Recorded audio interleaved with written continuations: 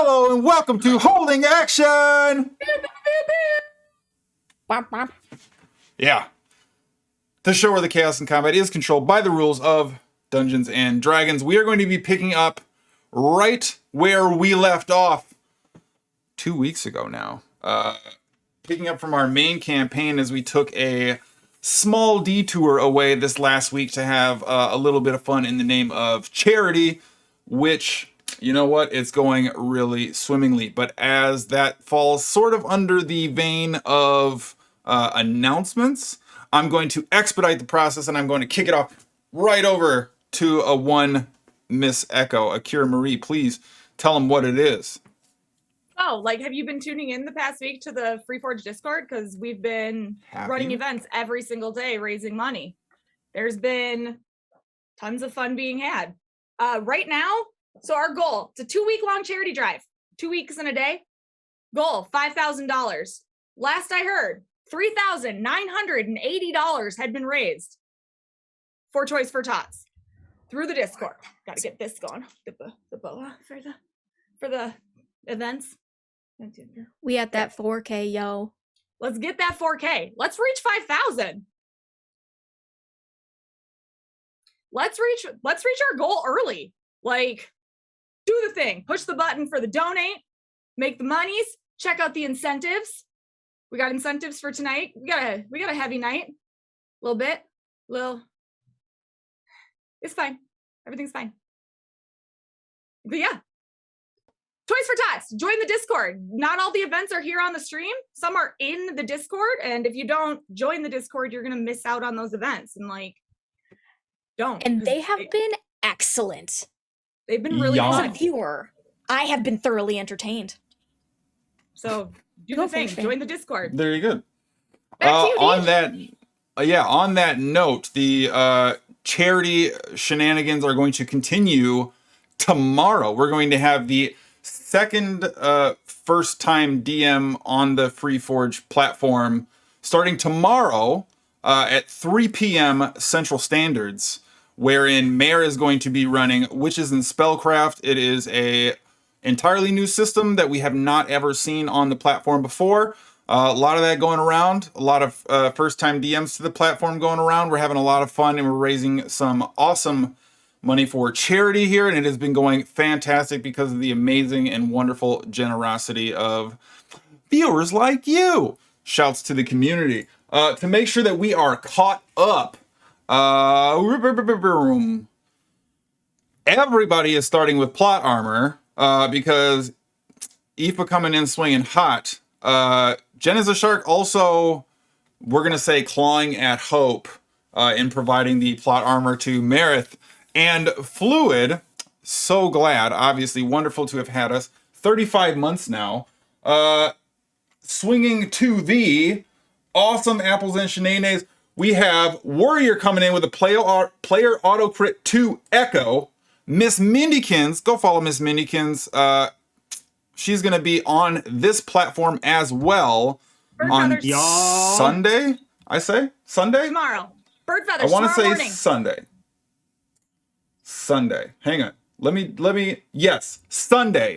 She's going to be right here. Morning. And then tomorrow, Sunday, she's going to be here on this platform running our community game night. She has her own dono incentives for a stream that is taking place on her channel as well. So do go follow there as well. That's going to be taking place tomorrow morning. Then we're doing stuff here. We have literally just an action-packed weekend of excitement and fun stuff going on, so make sure that you are there for that. But thank you, Miss Mindykins, for the party advantage. Baby, okay, I'm gonna save that one for a sec. And we also have the 0 hour hero coming through right at the 0 hour. Advantage to the party as well. Thank you for that. Holy crud. So for the first time, we are doing something kind of unusual and new for our dono incentives, and we are providing for a very limited amount a boon to the player's attributes, which is going to maintain in perpetuity. So each and every one of you will be able to add a +1 to an attribute of your choosing. And that just happens as long as you would like to have it take place. Yes, you have your hand raised. You mean like it's a I do. 19 and now I can make it a... Correct. I can make it a... Correct. I can make it a 20. Yes, but we are going to thank L for $150 dono to spread that love across the party. Yeah, right? Thank you, wow. Al. Fuck. Shit, man. Name twin for the win. And with that, that brings us to $41.90 with a $5,000 goal and a week to go.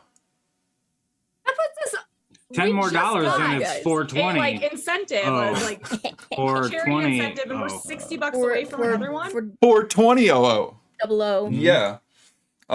Beyond that, we're also now, so that unlocks the giveaway for the $50 Razor gift card, which is like soups dupes tight, right? But also, thank you to the wonderful, amazing, incredible L, who just all around is an amazing human and is also running Right behind donos on his, yes, behind you, but in a good way, is also back to streaming, getting it in, and has had already a couple fun streams with dono incentives as well. So do make sure we're going to show love and support L through that process. And through L's continued generosity, the next tier unlock, the Patreon content, much of which you have seen featured on this channel or will see or can experience and can strip away all of the skinning to plug in wherever you like. All of the content through my Patreon, you'll get a year of that for free. One of the next unlocks for L is an entire year of Patreon content. Holy cow. That's pretty big up there. And I'm pretty sure I'm not allowed to reveal the rest of the stuff yet. Mindy will have to confirm or deny. But we have a few really, really awesome incentives left on the way to our final goal, as well as, depending on how things go, because we prepared and our community is amazing, some extra fun stretch goals. So depending on how everything unfolds in that vein, we may have some bigger, wilder, more zany antics to get into, but right now, absolutely blown away. For those of you who contributed on Wednesday during our Stay Alive stream, because of the cinematic and sort of immersive tone we try to strike with that, we do not take time away from game, but we do have something we are planning to do / in mind to make sure that we are still thanking and acknowledging all of the wonderful supporters there. But thank you everybody who has contributed to this. It's been absolutely incredible. And already at almost 4200, as Jones would say. So 4200. Tell them what it is. That is absolutely out there. So make sure y'all are keeping track of all that biz. And I think if you haven't followed I'm sure Cage has already hit the button 9 times, but hit the button again, Cage. Join us in the FreeForge Discord. Make sure that you are joining in on the festivities, plugging in with the wonderful community, having fun, enjoying the fanfare, all that extra shiz. So, is that a thing? What's happening? I don't know what's happening. Yeah, I have one more thing. What's one more thing? I knew it was literally going to be that. I knew it was going to be that. This is holding action. So yeah, I can do this with you too if you want. Just go wild.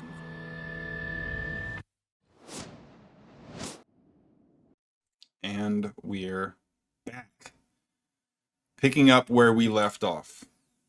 The party found themselves navigating through strange worlds and in absolutely chaotic times as the departure of their allied wizard companion, Charles Atlas Cavini, left the timeline of events in something of an upside-down question mark as the party sought answers and continued to pursue some of their own personal endeavors. Despite obviously dealing with some rather notable changes in the timeline, the party pushed on and carried forward in dealing with one of the dogged pursuers of Echo's long and troubled history with the Fairhearts.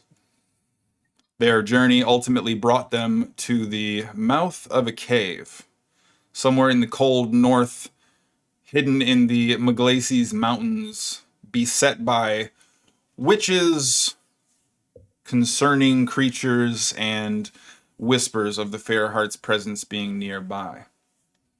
Escorted there by Atlas, seemingly represented by Kavini's alternative path, following a big choice from only a few sessions prior, the party pushed inward, looking to both recover Echo's companion or ally / father figure, Captain General Andres, and potentially remove these foes and pursuers from Echo's future altogether.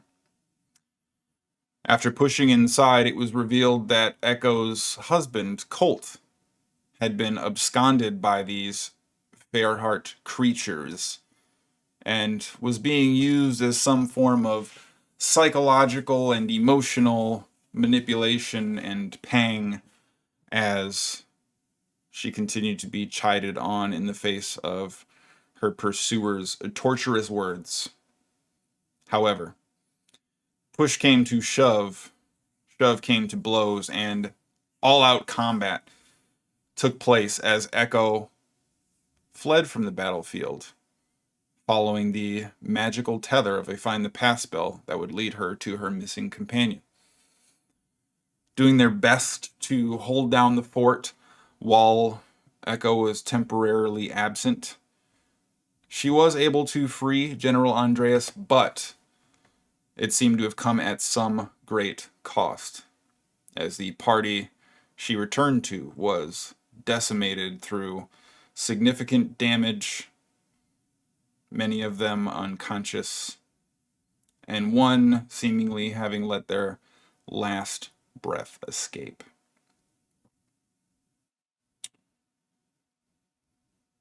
Echo. As you watch Colt blasted in the back and come to a sliding halt of unconsciousness in front of you, you look across the room to find Marith, Elle, and Renisser also face down at a distance. Renisser and Elle breathing and heaving heavy, small twitches of musculature suggesting that they yet cling to life. However, near the entrance where Colt was originally detained, you see Marith's form lying still, the pale green of his skin giving no rise. And as you see Atlas slowly coming to, stumbling to his feet, looking around, he locks eyes with you. What happens next? Do you have anything that can help them? What happened? And having just risen next to Marith, Atlas is already in position to have a quick look. Giving Marith a look over, you see Atlas place his hand on his chest, but using Marith's form to help himself rise up. Having seemingly made a quick assessment and not able to do anything about it in the most immediate of circumstance without the additional application of magic. As he begins to look around the room, you see Renisser continuing to stir as the shallowed breath of Colt seems to grow more shallow. Elle, please make for me a death saving throw.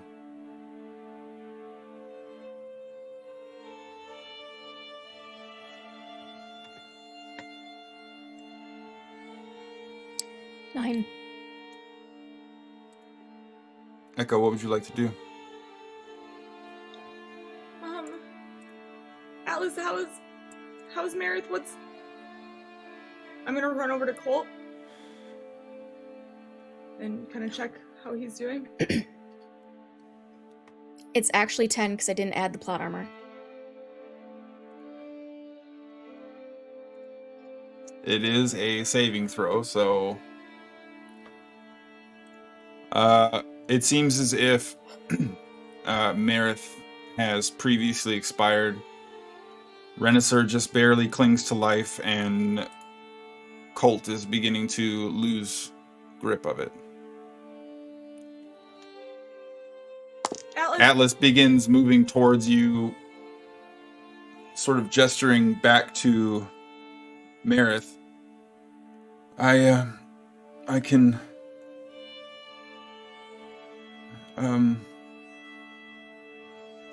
confused and overwhelmed in the moment, and you hear this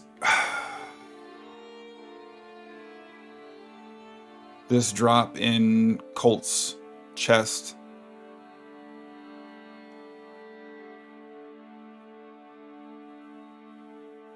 And the chest does not rise again.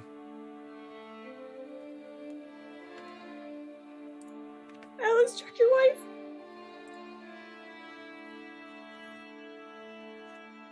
I'm gonna run over to Renaissar. Elle, please make a death saving throw.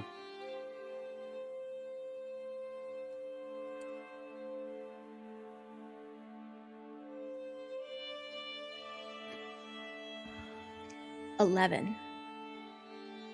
Okay. That's 3 successes, isn't it? Didn't you have a success last week? No? Okay. So, as you run over to Renaissar's form, quickly lean down to check on him, the impact of your hands on his chest, like some kind of jack-in-the-box almost, force his eyes to spring open as he takes this big gasp of air inward. Renaissar? Do we win? No. Yes, but no. Oh shit.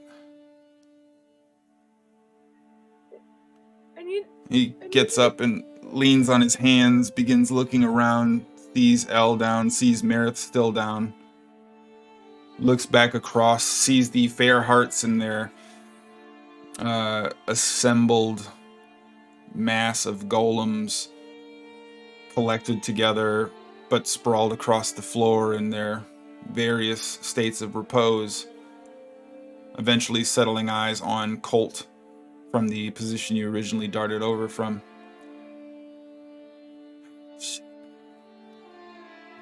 Slowly begins to work his way up, rocking forward, using his hands mostly to straighten himself up. Begins moving over towards Meredith. Atlas, at this point, you see has risen up from Colt's location,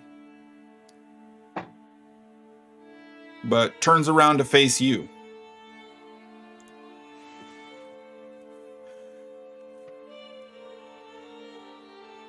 I'm sorry.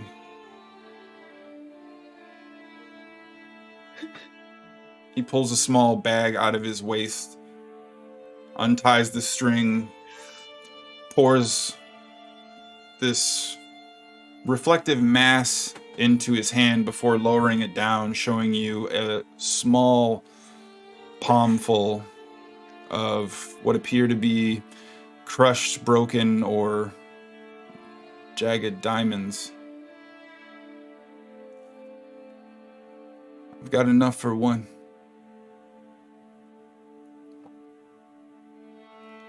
I've used a lot of magic getting in here. I'm sorry.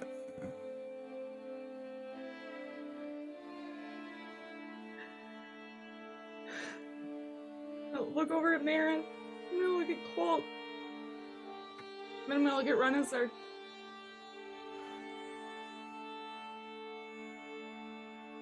Renaissar stands up and begins walking over to you.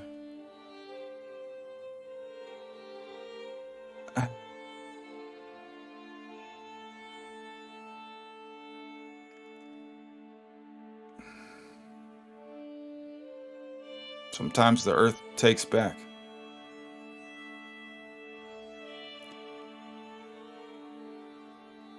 Seems like he wants to say a great deal more, but doesn't.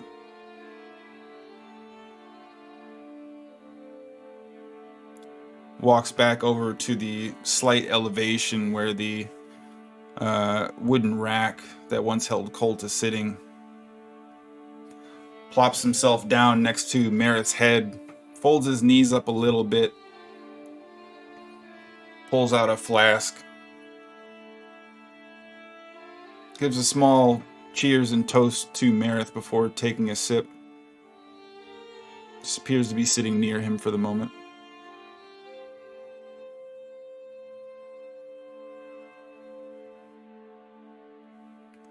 Atlas begins taking steps towards you. Look, I don't know exactly what's going on with everything. But I can do it once, and you have to decide quick. I've probably got 30 seconds. Elle, please make another death saving throw.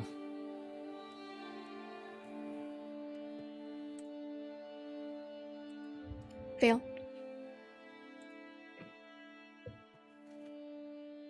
Your choice is about to get a lot harder. You have to decide. Renaissar? You knew him Yeah. best. What would Merith want? What would Merith want? You spend more time with the dead than I have. Something tells me he's where he belongs no matter what.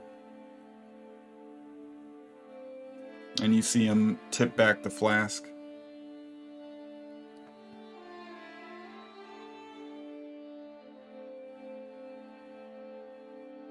The large flashes and contusive force from Colt's back exposed from the tears in the clothing. Merith, shield slightly cracked and bent, a hand still instinctually clutched to the hilt of a sword. A reflective representation of the moments before he fell. And Atlas takes just a half step forward. It's now or never. I'm sorry. I think Renaissar gave me the answer I needed.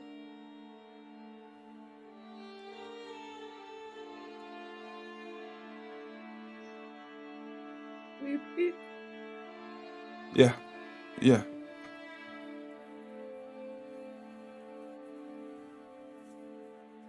And without saying anything else, you see him grinding the diamonds together in his hands. This small trail of blood falling from the interior of both palms that begins to race down the side of his forearms. And as his hands open up, you see all of the diamonds gone before he digs the tips of his fingers into Colt's chest, disappearing an inch and change below the flesh itself. Like icicles exploding from his palms, you see this bursting jet of magic flowing through gem-like conduits as the entirety of Colt's form goes from nearly flattened to looking like a peaceful sleep almost. I'm gonna walk over to Colt and lean down and give him a kiss on the forehead. And then I'm gonna walk over to Merith and I'm gonna kneel down. I'm gonna look up.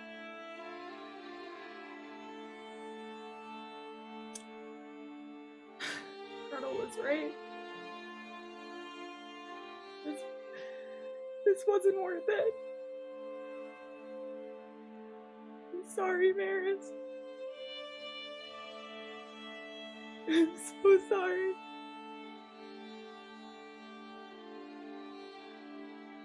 I'm sorry, Renaissance. What are you sorry about, Echo? Shit, my neck.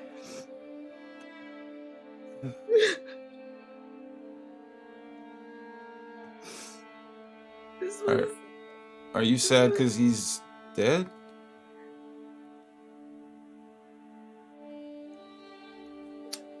Andy, this was for me. This was to get Andy. This was to end the fair arts, and I'm so sorry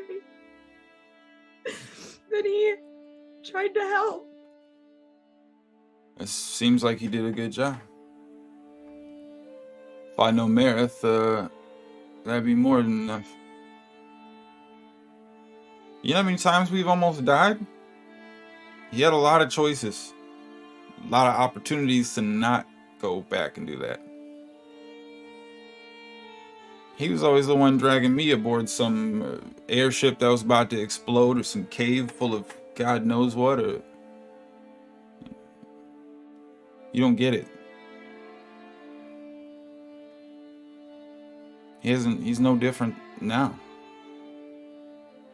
Mare's still got one foot in the grave.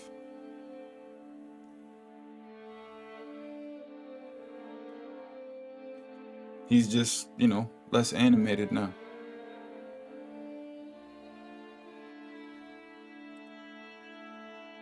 He took from the earth.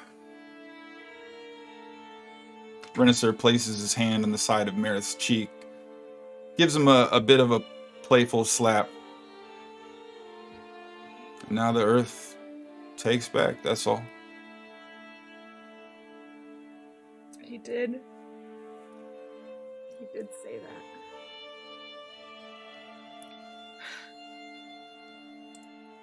I'm gonna look at Meredith again and see his necklace that he's had. And I'm gonna take that off of him. I think I'm gonna wrap it around my wrist, so that it's... I'm not gonna put it in a pouch, but I'm not gonna put it on either. And I'm gonna... We'll talk soon. But first we gotta get out of here. Does anyone have a way to get out safely? All of us? Including Andy. Oh my god, I have to go get Andy. Who is it? Me and Meredith are working on a plan. Don't you fret now. Don't have time to ask what that means more. But it's hard to explain. Atlas, will you go check your wife and Marcus? Well, he's already begun moving, and Elle, you actually wake up to see Atlas's less kept winding beard looming over you. You alright? Mostly everything hurts. I'm gonna tap his face. You lived. Good. There was a moment. Looked like you didn't. Yeah. Elle, you should get up. Come on. Reaches down and sticks his hand out, looking to pull the heft of you up. Tidbit lying in a small pile nearby, still deactivated from the anti-magic spell. And then you rise to find Renaissance sitting next to Meredith.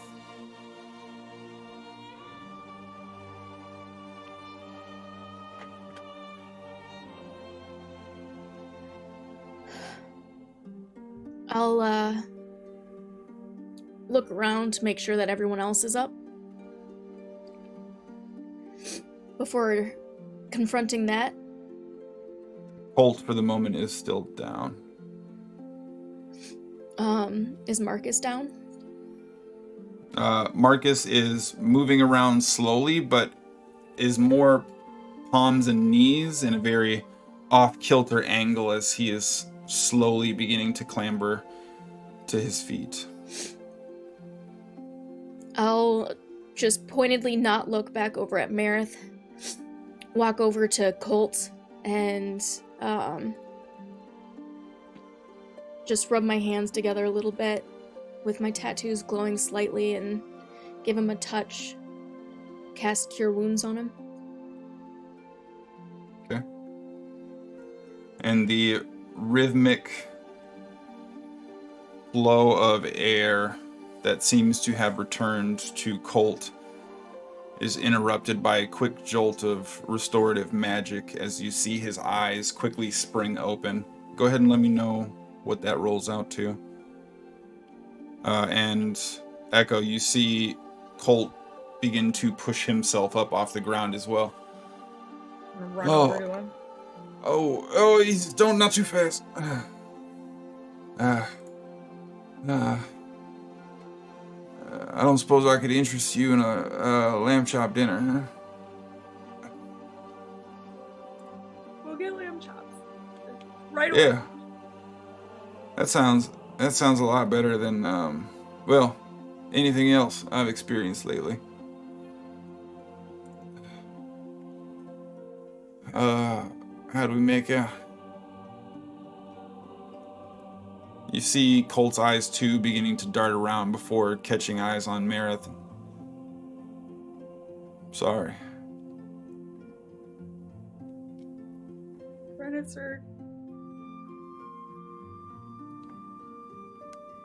Renaissance said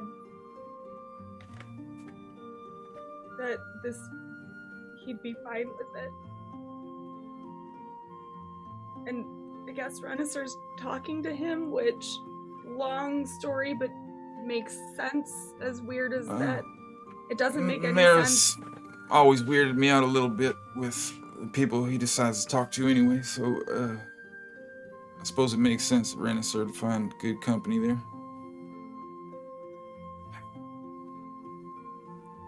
I'm sorry just the same. Losing someone's never easy, but we need to get going, I think. Will you help me? Andy is alive and just down the hallway. Ah, well, shit. I can set another plate. Let's go. Help me up. And eventually, slowly gets up to his feet, puts his arm around you, and you feel the heft of his weight fall across your form as he tries to carry forward. When I get him to his feet, like pulling him up, I'm gonna pull him in for like a big hug. Okay. And then he offers a slight wince. You can tell that there's still some definitive pain that he's experienced from the ordeal, but is ready to receive it before you two move on and carry out of the room. Elle, as you move over towards Mirith's direction, you hear the slightly untightened and maybe not particularly battle-tested clacking of plates as Marcus begins limping over slowly in your direction to find Atlas staring at Renaissance sitting next to Marith. You on your approach before ultimately taking your side in this rough semicircle around Marith's form.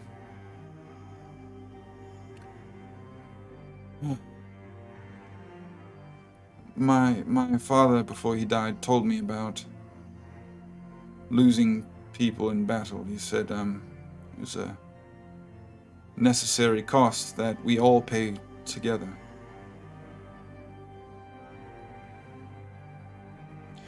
I do not know exactly what I've been charged to participate in this, but I will see that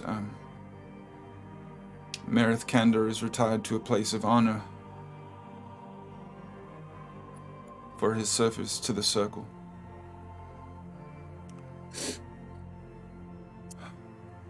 I think...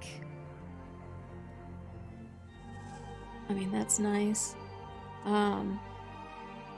He'd probably rather those efforts be put towards making sure his family stays okay. I Rather will than just... do everything I can. I feel a bit out of sorts among you. It's possible it is best for me to provide you all a brief moment to say goodbye. Thank you. And he continues to limp slowly before elevating up the small risen platform, moving back down the hallway corridor and disappearing back from the direction when you entered in. For Renisser, having just finished a swig, looks at all of you, keeping an eye for when Marcus is out of earshot. We are not putting Meredith in some fucking rock building, okay? No, he would hate that. I mean, he hates a lot of things, but like being surrounded by rocks and stuff, I don't know. I mean, he's surrounded by rocks now. It just, you know, He if just that was all wasn't we were that gonna do. big into the circle anyway. Like, it was like Well, a you tell that to the thing, circle, but- though. You know what I mean? I know. Isn't that right, Meredith? He's got a bad sense of humor. I can't tell if maybe he was joking still, but... I think he has a Question for you. And while I'm first off, Colt would have gotten 11 HP. Yeah, I got that. While walking, I would have touched Atlas and given him 11 HP. And I'm going to touch, like, give Renisser a little bit too hard slap on the shoulder and give him 8. Okay. Question for you. Can you, like, legitimately see Marith right now, like, in an ethereal form? Me and Meredith, we got a connection. It's hard to So, explain. yes. Like, you can see and hear him right now? In a way. Let's just say, alternate timeline, I was in this situation, this was reversed, so it's not too surprising. Sure. Okay. Well, I tell you what, I don't know if there's much ceremony to do about it. I know some folks are gonna want to say goodbye. Y'all probably want to say goodbye, but I've seen him dead before. Once for a little while, but Checks out. And I don't even know if he'd want it, but there's nothing that we can do. Everybody's checked. He's like, gone. hell, sweetheart, relax. And he stands up and gives you a little pat on the side of the cheek. He's just doing his homework. It's all good. And you see Renisser turn around, step up on top of the platform, and begin walking towards the exit hallway as well, before you see him stop, turn around, pour out a small few drops from his flask onto his palm before rubbing the hair on Meredith's forehead back. Don't keep me waiting. And you see Renisser turn around and begin to leave, taking a rather large swig of his flask on the way out the door.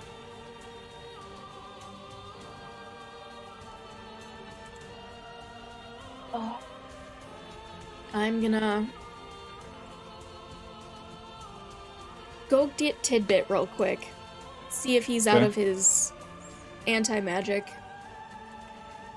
Tidbit gets up and is actually just in the process of reassembling when you see his eyes turn and click blue. Al, Looking over to Marith. Danger. Family. Danger. Leaps towards you and immediately surrounds your form in armor before slowly peeling himself off and reassembling next to you. Al. Marith. Ouch. Yep. Permanent Danger. ouch.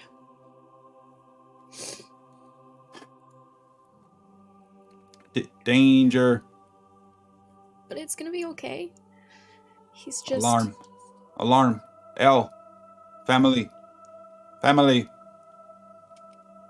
Danger. Give him a hug. Let's just hug for a And second. he doesn't really say anything. You hear the telescoping arms surround your form. And getting a true sense of Tidbit's uninhibited power, especially used against you, squeezes maybe harder than you would expect. The embrace itself may be more indicative of function. Tidbit, as a creature unto itself, having difficulty processing the moment, but clearly providing some semblance of care and wanting to be there. Into your muffled form, probably no taller than your hip, slightly below in some instances, but the muffled family. A few more times over the next several seconds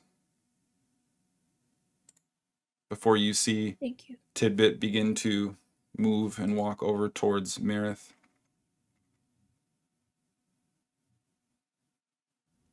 Leans over and looks close, curiously, like a child. Marith, help. Marith, help.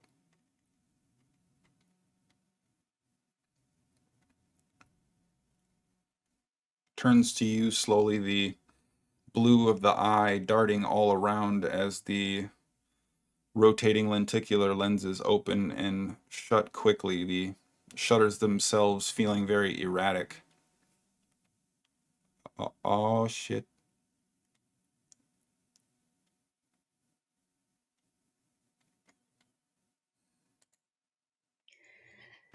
Will you Tidbit help moves me? and walks back over to you and just grabs your hand and holds it. I'm gonna hold his hand for a little bit. Will you help me bring him into the little box hut? Tidbit, help. Thank you. And as I take a couple steps, starting off with in hand with Tidbit, I'll take steps towards Marith, and he'll climb up and armor me up with each step. And then I'll set down the box and open it up and pick up Marith and carry him inside.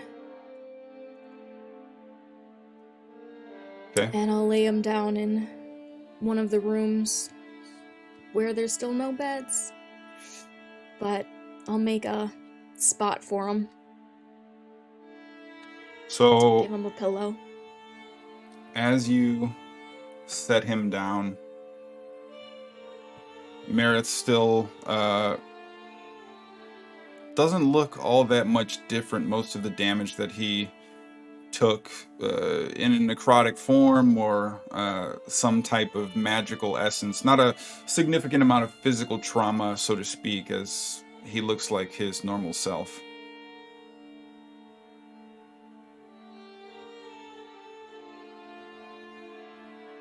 Tidbit again, continuing to stop and stare for a brief moment.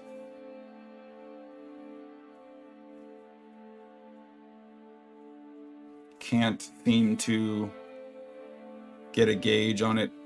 Half rejoining your form before the armor immediately falls back off again. A level of confusion he's clearly not programmed to understand or handle.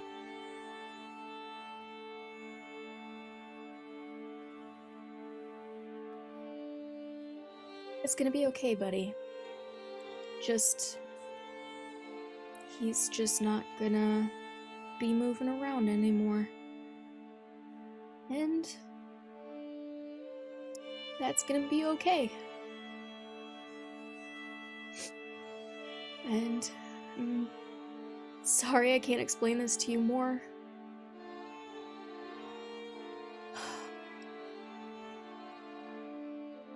El Merith family danger. Alarm. Tidbit help. Tidbit ouch. Tidbit no. Family danger alert. Oh You shit. did everything you could, buddy. It's just how things happened. It's nobody's fault.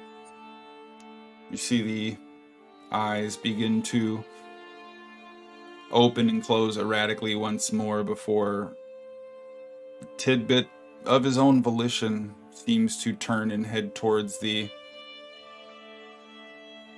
magical expanse between in and out of your magical box. I follow him. Without stopping, Tidbit continues to march, hard and aggressive. Seemingly in search.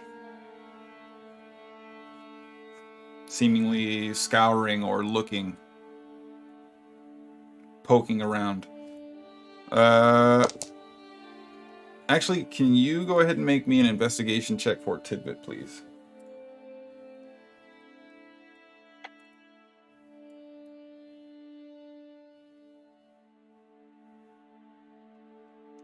Dirty 20. Okay. So Echo. As you are navigating back through the additional hallways, slowed by trying to help carry some of Colt's weight, you hear the clink, clink, clink, clink, clink, moving forward as Tidbit begins to rapidly approach you. Esho! Esho! Tidbit? Clink, clink, clink.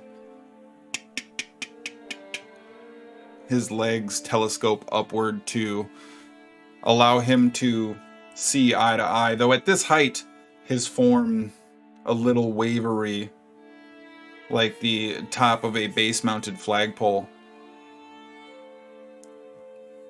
Looks at you, and you see these blue eyes quickly narrow down as the shutters rotate closed around them. Esho, you did your best.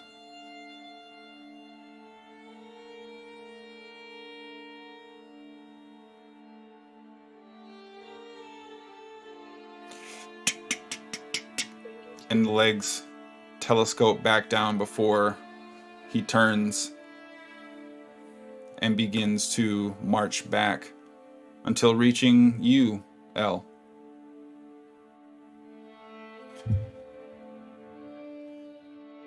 Merith. Family. Turns and begins walking back towards the box. Doesn't actually enter inside, but in the loudest Tidbit voice you've likely ever heard, this echoing robotic vibration calling out to the emptiness of the box, you hear this small reverberation of warriors come out to play.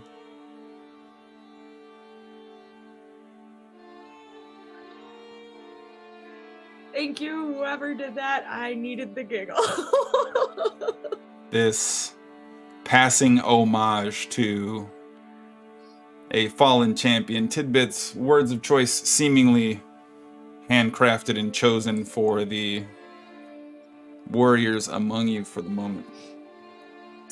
Getting caught up now, we also have Seattle Joe coming through with another $50 to provide the entire party an auto crit. And we'll get to that one in a moment here. But we want to make sure we're thanking the mysterious and anonymous Tidbit as well as KJ Array for the Tidbit message delivery service. But Tidbit eventually rejoining you. Still seeming to have trouble coming to terms with some of the immediate surrounding circumstances. But back with you for the moment. Al, is there anything you would like to do right away? I'm going to bottle this up, put it in a box, put that box in my bag, then also the bag in my heart. I'm gonna bottle that up, and I'm going to start investigating every inch of this place for anything to take. Okay. Go ahead and make an investigation check, Echo. After Tidbit's disappearance, Colt is slowly working his way towards carrying all of his own weight before you arrive back at General Andres, who is laid on the ground, barely on the edge of consciousness. And as you approach, you see one eye halfway open. This beaming red and synthetic matter still fused to some of his form.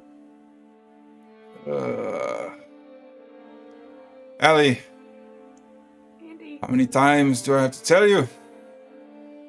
Don't hang upside down.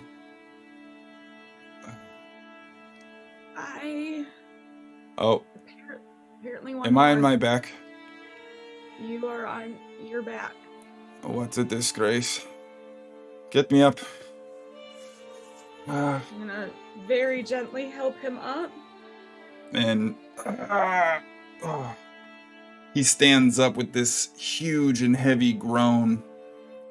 His form a good solid 6 inches over you and at least 4 or so more above Colt. Both of them still slightly tilted and wincing from the pain. Colt immediately puts out his hand. I've heard a lot about you. He's kind of leaning on you as you see General Andres pull you with him as his body weight begins to lean forward. Allie, who is this? Andy, this is Colt. What is a colt? Well, it's a horse, but it's also his name. You stupid child, stop playing games with me. I've had, I think, several hard days. Years. Oh, goodness. It's been, but you know what? I'm going to be very late for my next assignment. You know, they're gonna have to wait a little bit longer. Colt took care of me when you couldn't.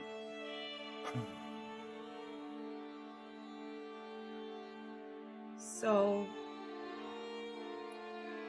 Colt's very important to me too. So I'd like it if you could please be nice. Please? He fights to straighten up, and you hear multiple cracks of the back as well as this distension of his abdomen as he fights and strains to straighten out. Anyone who would look after my Allie is a companion of mine. And puts his hand out to shake Colt as well. I think I'm almost dead right now, Echo. You are. But What? his handshake is still very weak. He's Not also impressed. almost dead. Well, so am I. He's not a soldier. He's more like me with his abilities. Oh, two of you. I mean, there's actually way more than just the two of us, but this is a conversation we can have somewhere safe. Yes, We I are must not check safe in. right now. Nope. We need to go before you even try to check in. And I have a feeling Ali, I'm missing from the front at the war. This is the war is an over. What do you mean And over? the war actually, you know what? We don't have time right No, now. clearly I do not know, Ali. What do you mean the war is over? What is this nonsense you speak? Well, the war was over. Why is your armor so dirty? What is... You know what? I actually know that's your priority. My armor is dirty because my friends all just died. It was a very big fight. And I came to save you. We came to save you. You are right. Most of them are alive again now, but not everyone. I will forgive your decorum as mine is slightly out of order as well. For the moment. King Arundel won the war, but then time changed. Don't have time to get into it. What time is it now? Changed. No, well, yes. So there was a little girl, and she somehow could change the past, and she changed the past, and then there was no war. King Letus died years ago. His wife is still queen, though, and so I don't know really where you're at with all this, but there is no war. There is no circle anymore. I don't think. I don't speak to the prince immediately. Oh, he's just this way. Let's go. He won't know. He's here. Yeah, he came. He won't know who you are, though. Well, I may have been out of service for some time, but I'm sure that the overall commander of our troops in training will have familiarity with one of his generals. No, he's not. He won't remember ever being a commander of troops. Oh, Ali, you think too little of nobles. Come, help me. I mean, for reasons. But yes, let's go. And you need to rest, so we need to get you to a bed. As soon as I have tended to my obligatory duties, I plan to take a nap, I promise you. How does this sound? You just got to talk to Prince Marcus. That is your obligatory duty, and then you sleep. This is not unreasonable, yes. I'll get squared away and find out where my battalion is stationed, and we'll carry on from there. I need you to promise me. Ali, do Andy? not point fingers at people you do not consider enemies. Andy, I need you to promise me you will talk to Marcus, and then you will sleep. No matter what, you talk to Marcus, and then you will go to sleep. All right, Alethea. We will play it your way, but only because I'm too tired to beat you in a sword fight right now. Come. Hence why Yep, let's go. And begins leaning on you heavy as the two of you begin making your way out. Colt awkwardly trying to, help or move underneath one of Andreas's arm to I'm gonna try and alleviate the process before you see Andres. Do I look like I need help? And you feel him lean on you a little heavier as he's waving Colt away. I'm gonna have Colt try to come to the other side of me to not to use me as anything, but just come stand over by me, because yeah. I'll grab his hand as we walk back towards the group. Okay. Elle, what was your investigation check? I'll use the critical 20. Okay.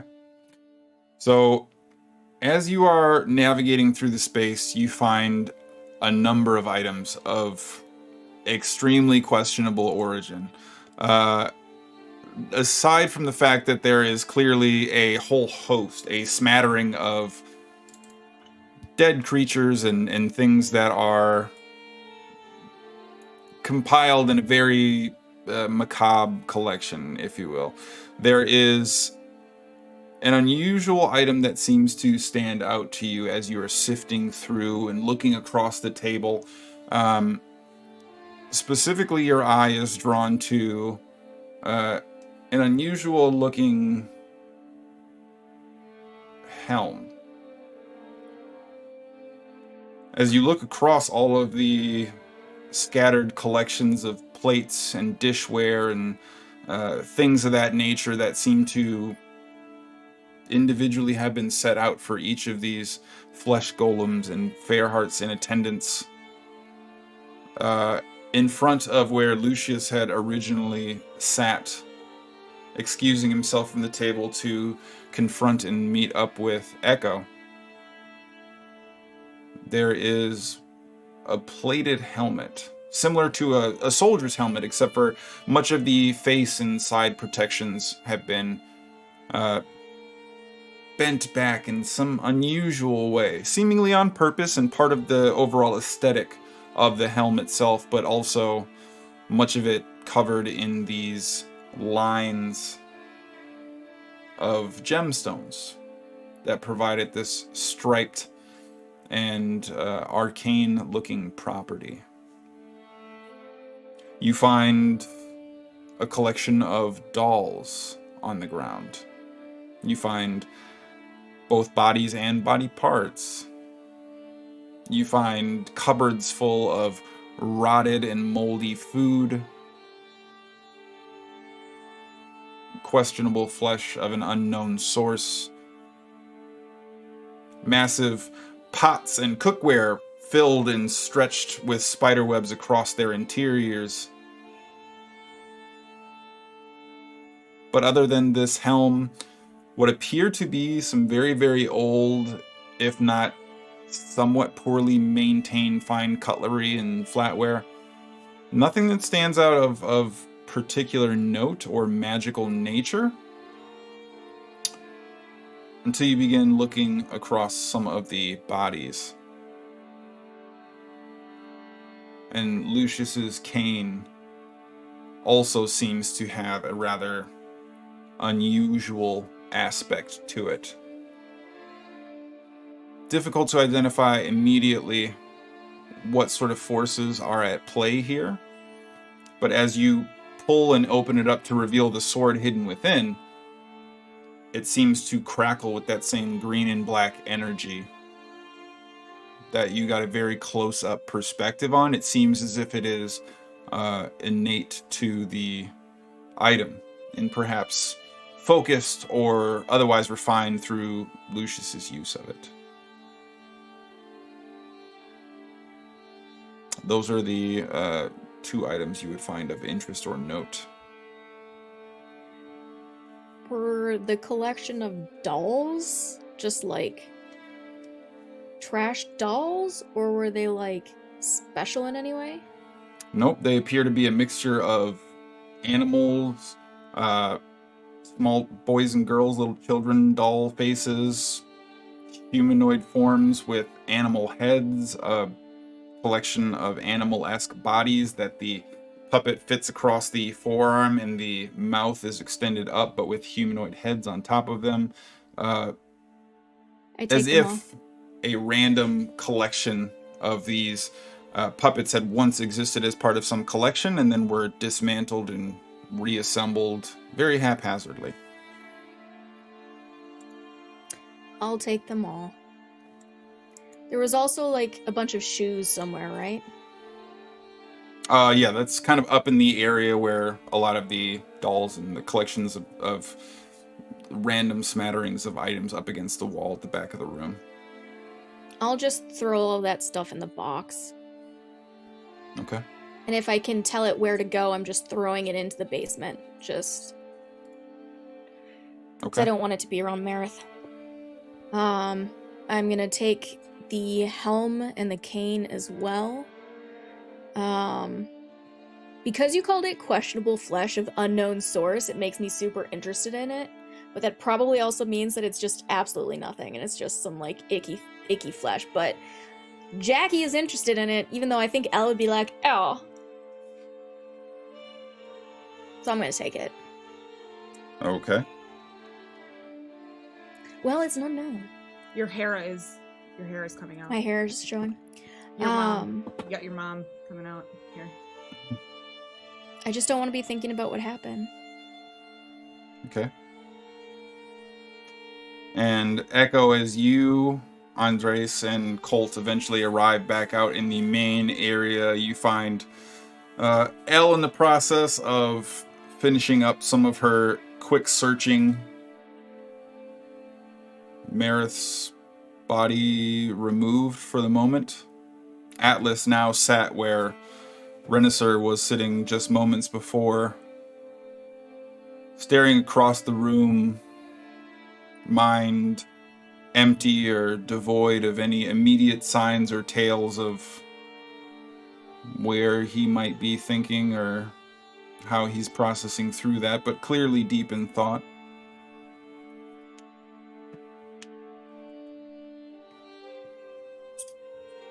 So we didn't blow up like the whole system here. We're still pretty much in the entryway. And I think we are not equipped right now to deal with more.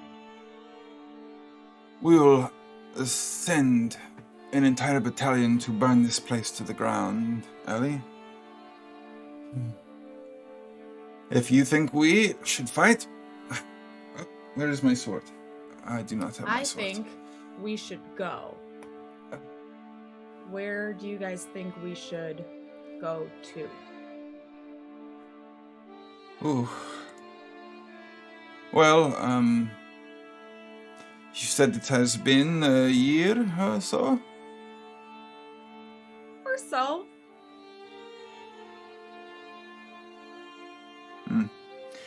I am aware of a Circle of Steel stronghold, a safe location.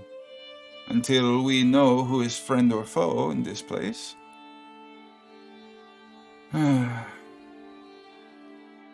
Perhaps it makes sense to try and find a secluded location, yes?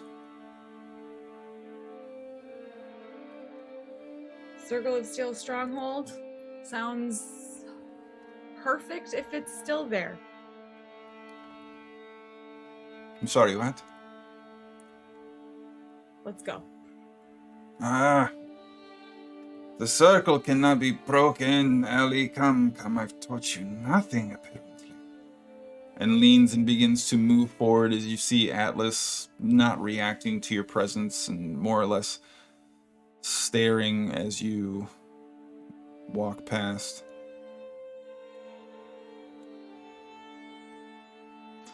Elle, as you exit the deposit of your various collection of sundries and questionable items, Atlas stands up from the small ledge and begins walking over to you.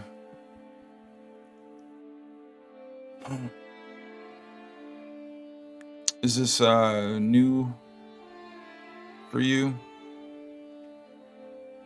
What part? Losing people. Yeah. I mean, Yeah. a lot's happened today.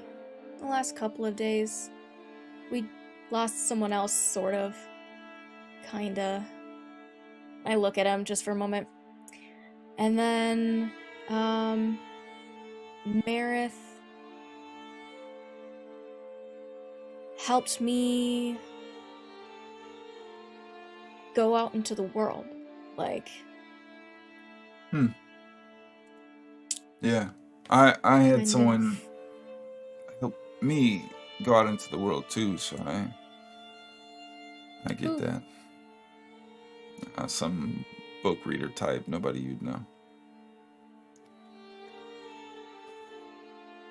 but you could still tell me, since you're now my husband and all.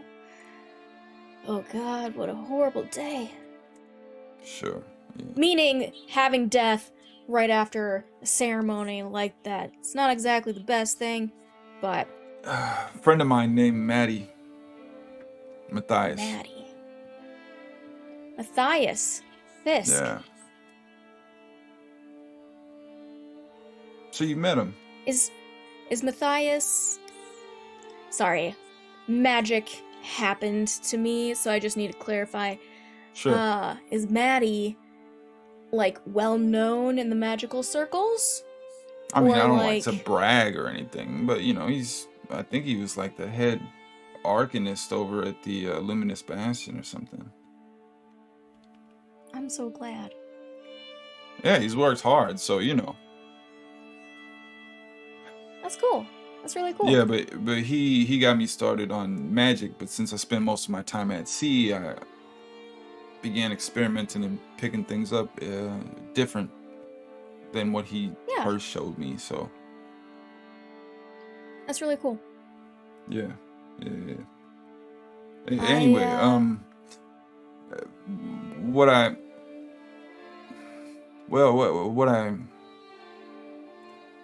I mean to say, Elle,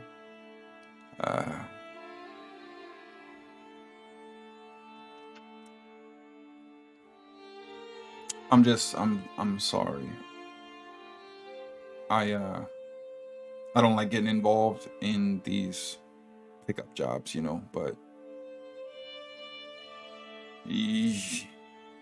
meeting up with y'all, even in a very short period of time, has opened up a very new path in front of me as far as exploring my options is concerned. And there was about 2 full minutes walking in here where I thought I might have a chance to settle down somewhere and build something. You know? It was exciting. And now I'm just thinking about, what if I were to lose it? So you're not going to take a chance on something just because you might lose it? Then you've already lost it. No. I'm still gonna take a chance. Just never been in a position where I had something to lose. Huh.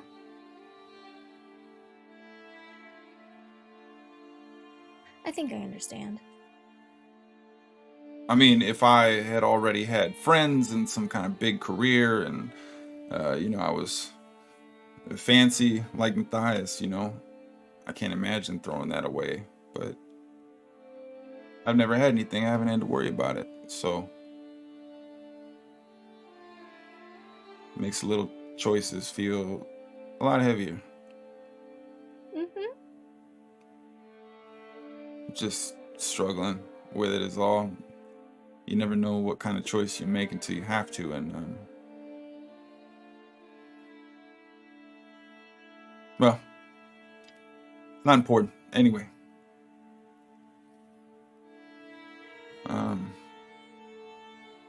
Sorry about your friend. I know what it's like to have someone die who's close. Well, closest they can be to someone like me. Who did you lose? That might be too personal right now. But also, I ask questions. We'll cover that I during don't know boundaries the very honeymoon, well. maybe, or something.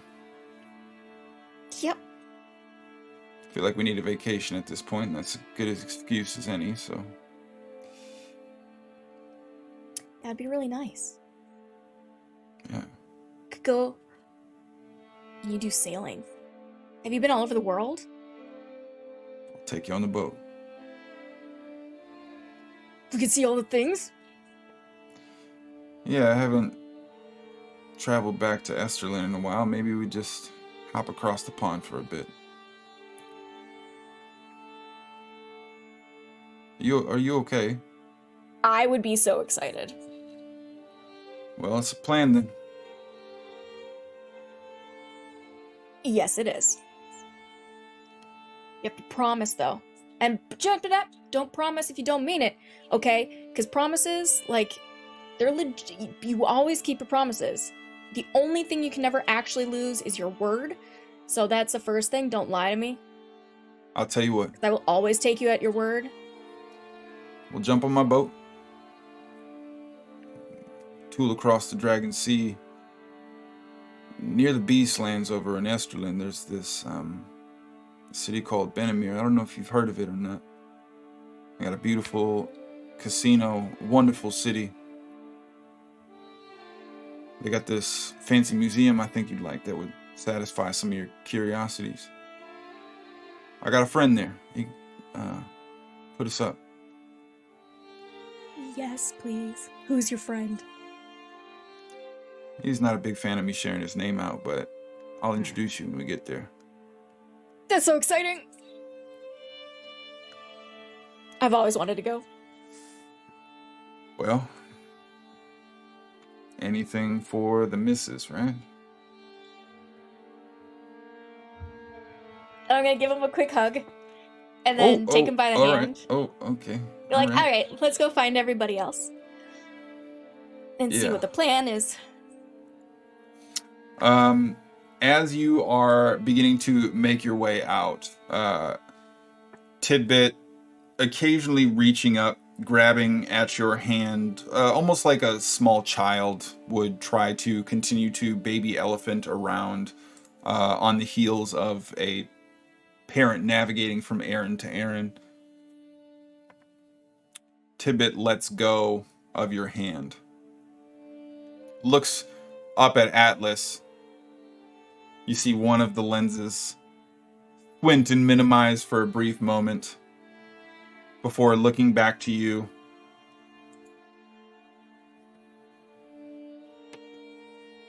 Al?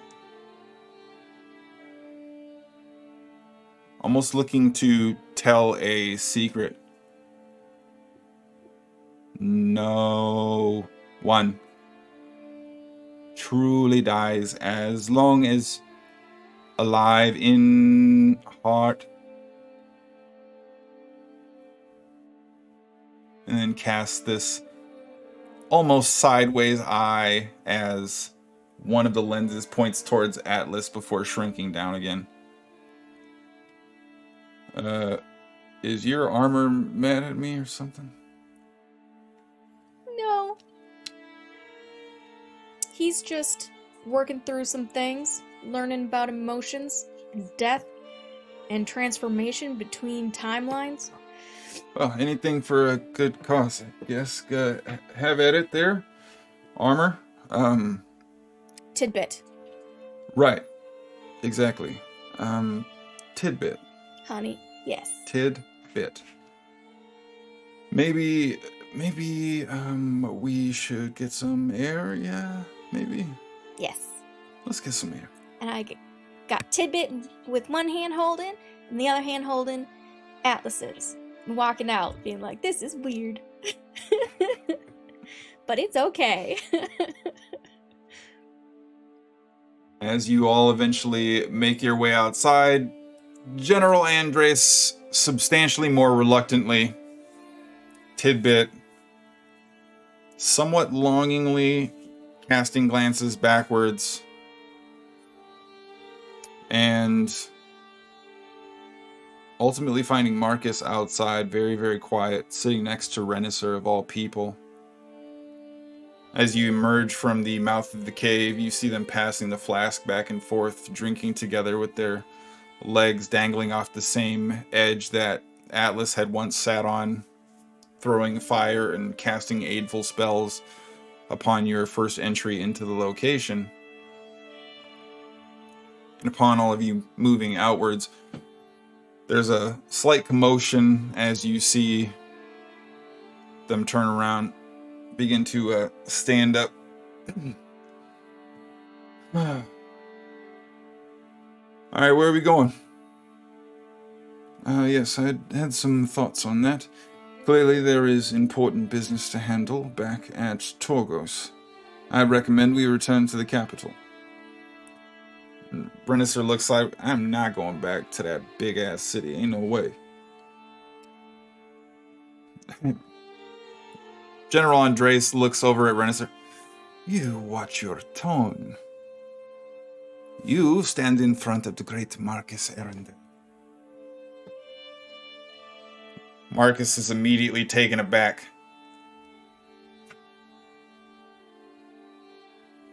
Thank you. Yes, what would you have me do, Your Highness? Well, I think it would be best if you... Kind of waiting for Andres to give him a hint of what he's supposed to say. Yes, Your Highness?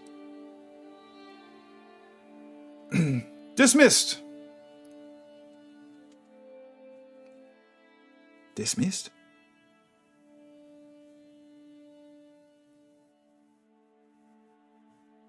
Dismissed? Harry, did he say dismissed to me?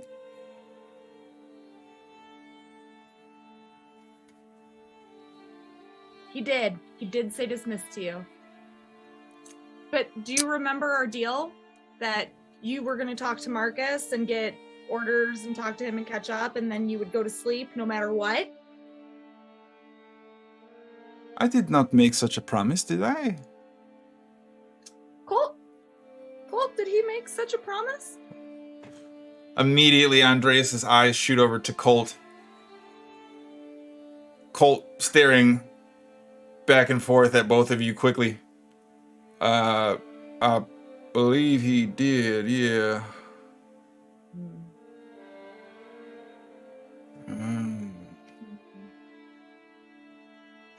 Very well. Maybe I did try and warn you. We must find travel from this place. Oh. Well, we need to get that chariot back. Chariot. Which would bring us yes. to Torgos. Mm-hmm. We need to find, Walker. We need to find Walker first. Get that back, hop on in, and then we can go wherever. Oh. So we just have one of our allies waiting to escort us from this place, yes? Oh, he's not waiting. We probably have to find him. This is Do you Fingers Guns have... Walker. You mean from the famed and legendary finger guns? Yes. Ali, what are you doing up here? You know what? We do not have time to catch up right now, I feel. No. You need to rest. You promised. What am I doing up here? I can just answer that quick, though. We're here to save you. We're getting a lot of Success. mileage out of that one, aren't we? All right. Success. Very well. Mark one off for Alethea Andres. Fine. I will have a sit for a moment as I form my next tactical evaluation. Yes. I think we should all have a sit.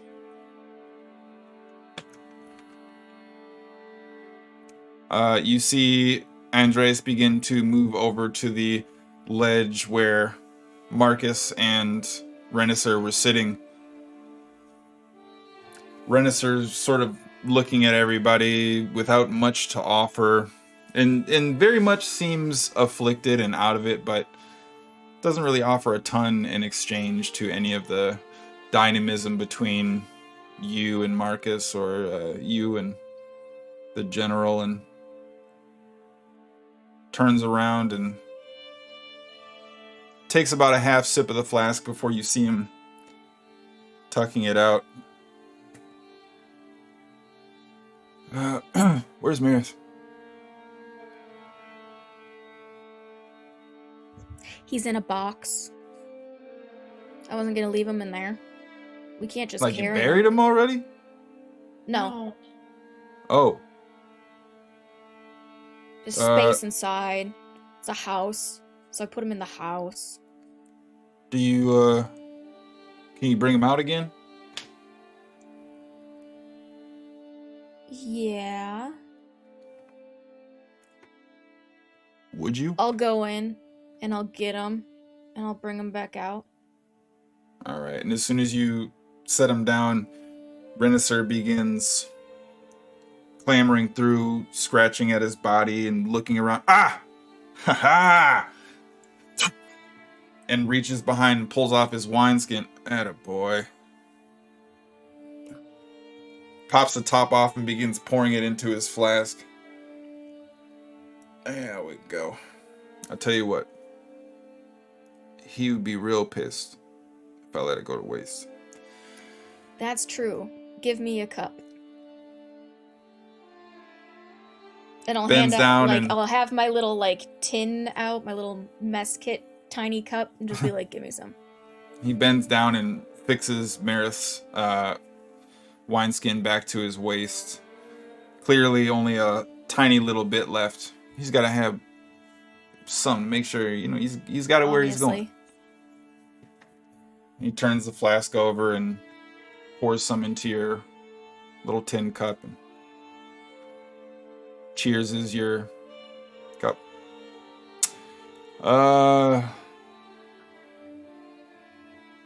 To giving back. To giving back. And he takes a sip while he turns around and moves over to sit next to the general. See him slap Andreas in the chest with the flask. Andreas kind of looking back without any kind of inkling of taking the flask from him. All right, more for me. Continues to sip as everybody goes through the process of trying to settle down for a bit of a rest. And that is where we are going to take our break.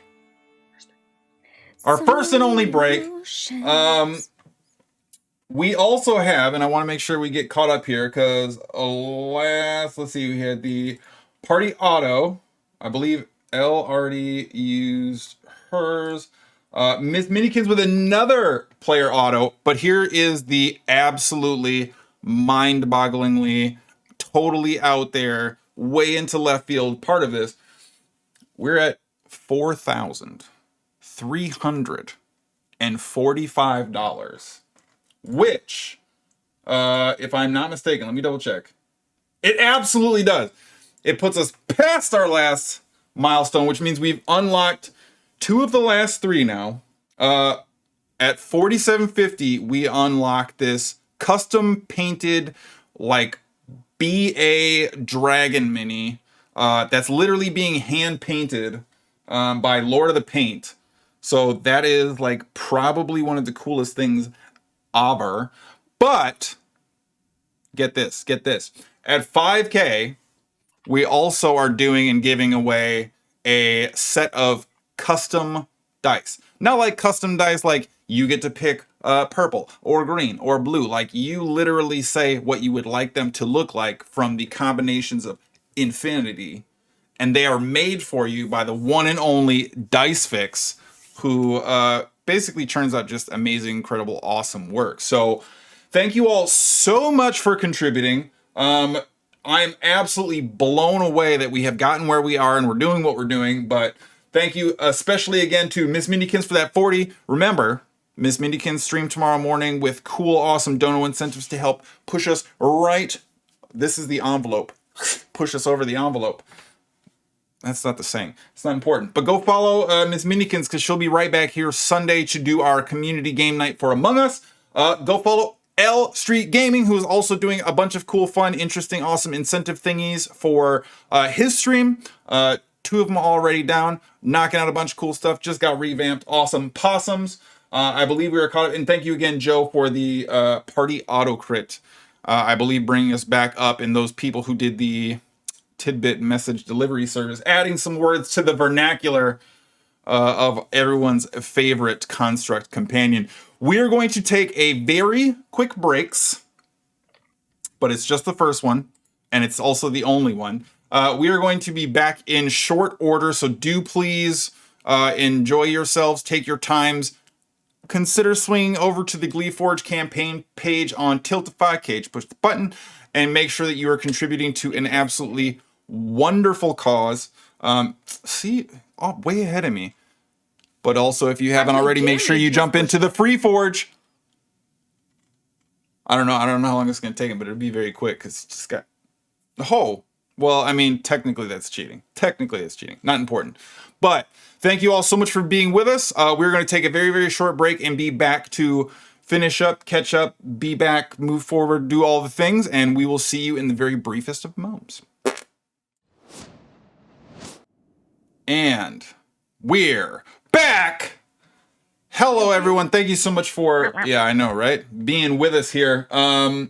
We are still raising money for charity. We have unlocked our final events. We are blown away by the wondrous generosity of everybody who has been a part of this charity drive. It has been mind-bogglingly incredible.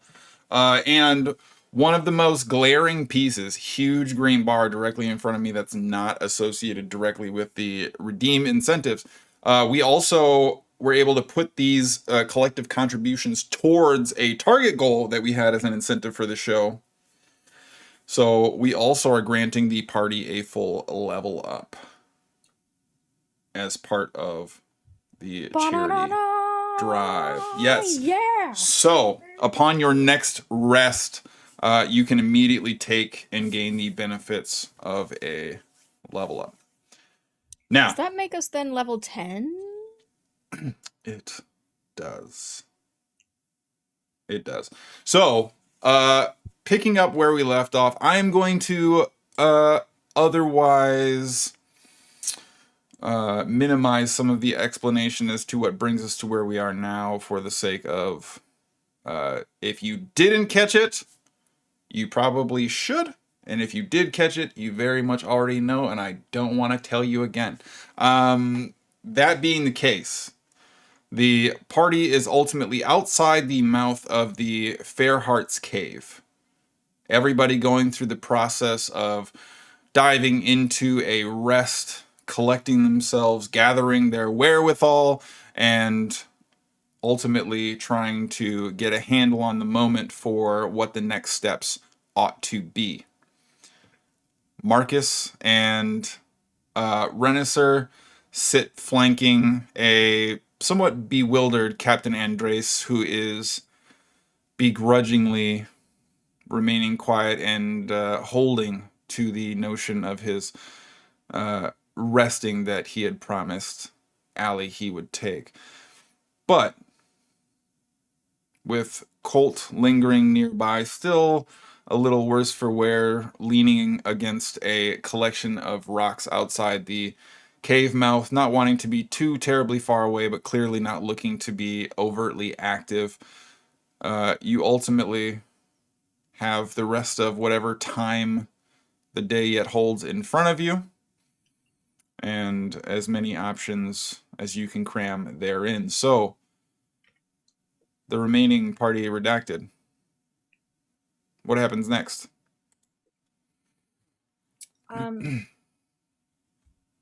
Elle, what do you think about going to your parents? Yep.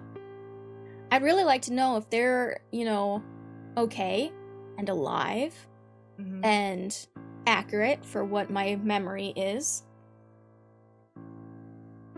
So yeah, I think that would be perfect. I also am hoping that in this timeline they have beds and we could rest. Yeah. I would eat. like to sleep. Because I'm out of the magics.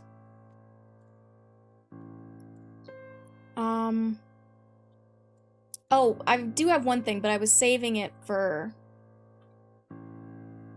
And, Is Andreas asleep? No. He's sitting on the edge of the cliff face, legs dangling in between Marcus and Renisser, almost dialed into fulfilling his promise, though doing so in a way that is clearly begrudging and not particularly excited to be sitting as he quietly stares across as Marcus and Renisser are talking across him. I'll make sure to like smooth my hair down as much as the frizz will smooth, and I'll clean, like try to dust myself off because I'm not going to take the time to regulator that and try to make myself all smart. And then I'll walk over to General Andreas and I'll be like, "Hello, General Andreas," and I'll stick up my hand. "My name's Illyriel Siofra, but you can call me Al." Okay, yes, what can I do for you? And as we shake hands, I'll cast at 2nd level Cure Wounds. And he will get 16. Yes, I have a good feeling about you. What is it I can do for you? I just wanted to introduce myself, sir. I am a friend of Allie's. Echo's Allie's. Ah, I see. You are one of these tinkerers, are you not? Yes. Very well. Tidbit. Tidbit, say hi. Tidbit. Family. And the smile kind of immediately shifts at an angle across his face. The eyes open and glow wide with the light blue light. Yes. Well, it is good to meet you, Illyriel Siofra. But you can call me Al. I'm sure I could. Now, is there something that you did need from me? I do have that was it. a duty to rest right now, as unorthodox as this may seem. Pleasure to make your acquaintance, and I'll just turn around and go. Somewhat bewildered at the exchange, he goes to turn around to sit back down between Marcus and Renisser before looking at the spot for a couple seconds and then just segueing off to find a slightly separate patch of ground to sit on. And when I come back, I'll sit down with the things that I found, the helmet and the sword. Mm-hmm. The cane sword. I think it's a cane, whatever. I'm gonna identify them ritualistically. Okay. So...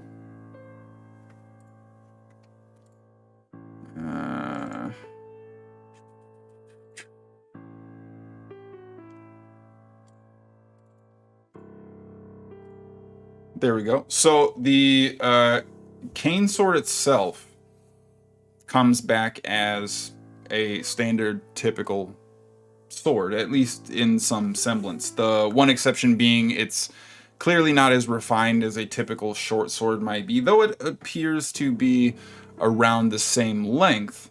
However, it also seems to be coursing with this necrotic energy, this negative void filling around it. And as your spell begins to take hold around the cane itself, it is revealed to be Lucius's Stick of Punishment, a otherwise standard short sword that deals an additional d4 of necrotic energy. The helm has a bit of a familiar ring to it. Not in the sense that it looks familiar per se, though you've heard stories and remember hearing a variety of things specifically tied to items in this nature. This is a Helm of Teleportation.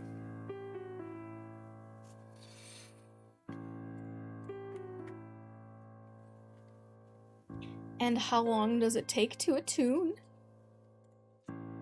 You can attune to either of these items over the course of a short rest.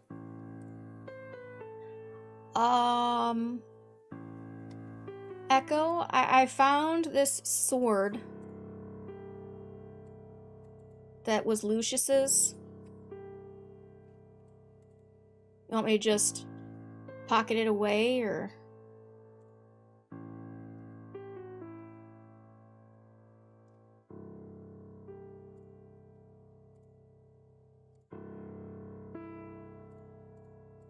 I burn it.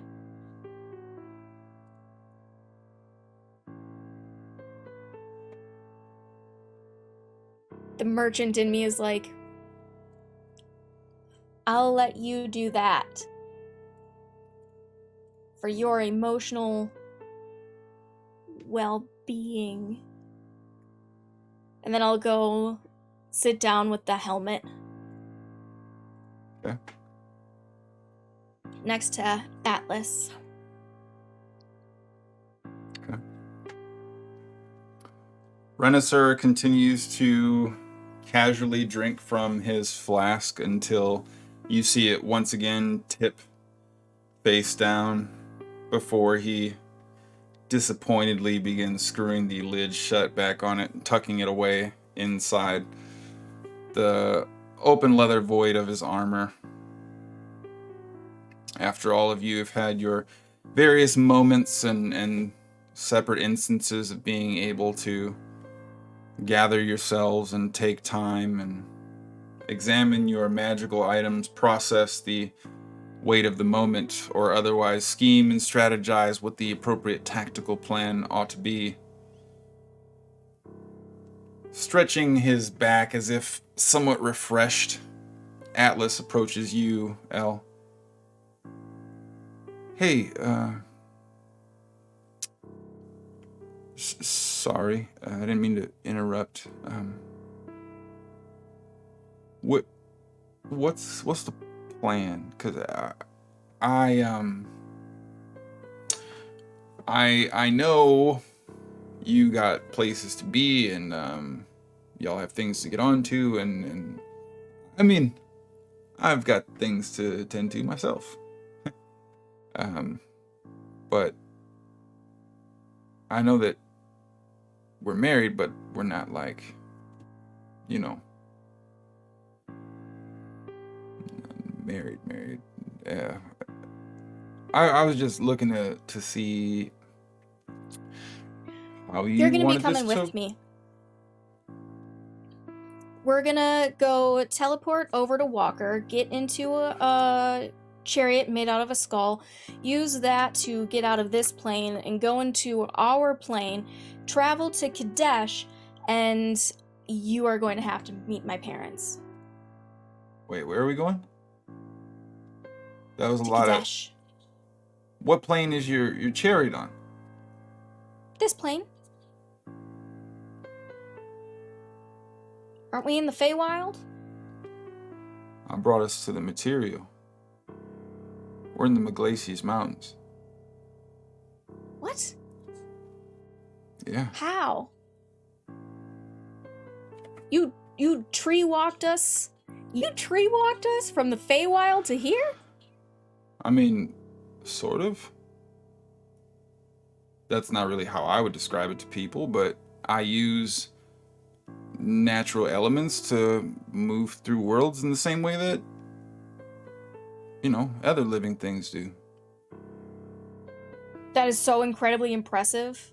Like, okay, so one day, when things aren't, like, super crazy, like, you and me, we need to, like, sit down and talk about magic. Okay? Because we could build some I can't really cool bring stuff. us super far away, but, like, I can bring us right to where we are here to another plane in the same spot. You know what I mean? I just can't take us from one place to another place on the same plane. I can interrupt the walls that separate the planes, but I can't just... So the planes are, like, on top of each other? Sort of, yeah. I mean, think of it like a plant that grows. Okay, you know, all the we need to roots go stop into talking about this because different- my mind is, like, doing all these things and now I want to build some stuff and, like, I need to stay focused. Marith is the one who used to keep me focused. I have to work on doing that myself now. Okay. So you and me are going to have lots of conversations. So I'm going to teleport us to Kadesh. Oh, so you have impressive magic too. Like, what I do isn't even that special then, really. I just, like, hold the helmet and, like, tap, tap, tap. Yeah, it's... I can't lie. It's not my magic. It's the helmet. My hair is going to, like, stick kind of out of, like, the ends on one side. Well, it looks good on you. It is not my style, but I appreciate the compliment. Yeah, it's not, if you were to make it, I feel like it would look different, but you know, to salvage a look, you know, you're making it work. Well, what kind of hair do you think would work with this? I'm not really a hair guy either, necessarily. More like a water and plants kind of guy, so happy to lend insight on those things. Well, I was gonna change it to something else, but we'll just leave it this frizzy mess. That's what I'm used to. You gotta love your unique. Anyway, are we? Before we go further, how do you feel about changelings? What do you mean? What's your feelings towards them, if anything? It can be nothing. Just I mean, I know a changeling group who of owes people? me some money. I haven't been able Okay. to find him in a while, but Yeah. why? Do you know him? What's his name? I don't know. Who is it? It's not important. Anyway, Ah. That means it's important. Always. Because it's instantly important if you say it's not important. well, Say you don't we'll want to just say. settle on it's And then I not can respect that. important right now. At I'm least. I'm a changeling. Okay. Cool. All right. Is that the whole? I've had that was bad the whole experience. thing? That was the whole thing. Some people, when I was a kid, hurt me really bad So, I just needed to make sure that you were cool with it, seeing as you are now married to me. Yeah. And I'm taking you to no. meet my parents. So I figured we'd have this conversation now, because if you were not cool with it, you would not be able to be around my parents during that situation. All right. Yeah. Live. Yeah. I think we're good then. Cool. Okay. I figured so. I forgot you didn't know. So are the prince and all them coming with us here? What's the deal? Everybody's coming, as far as I know. All right. Well, it's a party then. Onward and upward, Party. as they say. It doesn't feel. Yes. Okay. Tidbit. And I'll have Tidbit climb up me. Okay. And, alright everybody, I have a way to get us to Kadesh. Which is where we're gonna go. Renisser, having just finished putting away his flask, walks over. Perfect. I got business we can handle there, actually. That's good. Marcus yeah. slowly Wanna shop? following behind Renisser. Kadesh, you mean in the desert? Yeah.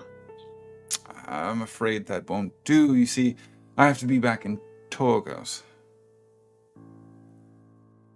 That's neat. Do you want to be left All here? right. Kadesh sounds lovely. I'll get you to Torgos later. Of course, yes. You ultimately see General Andres walking over.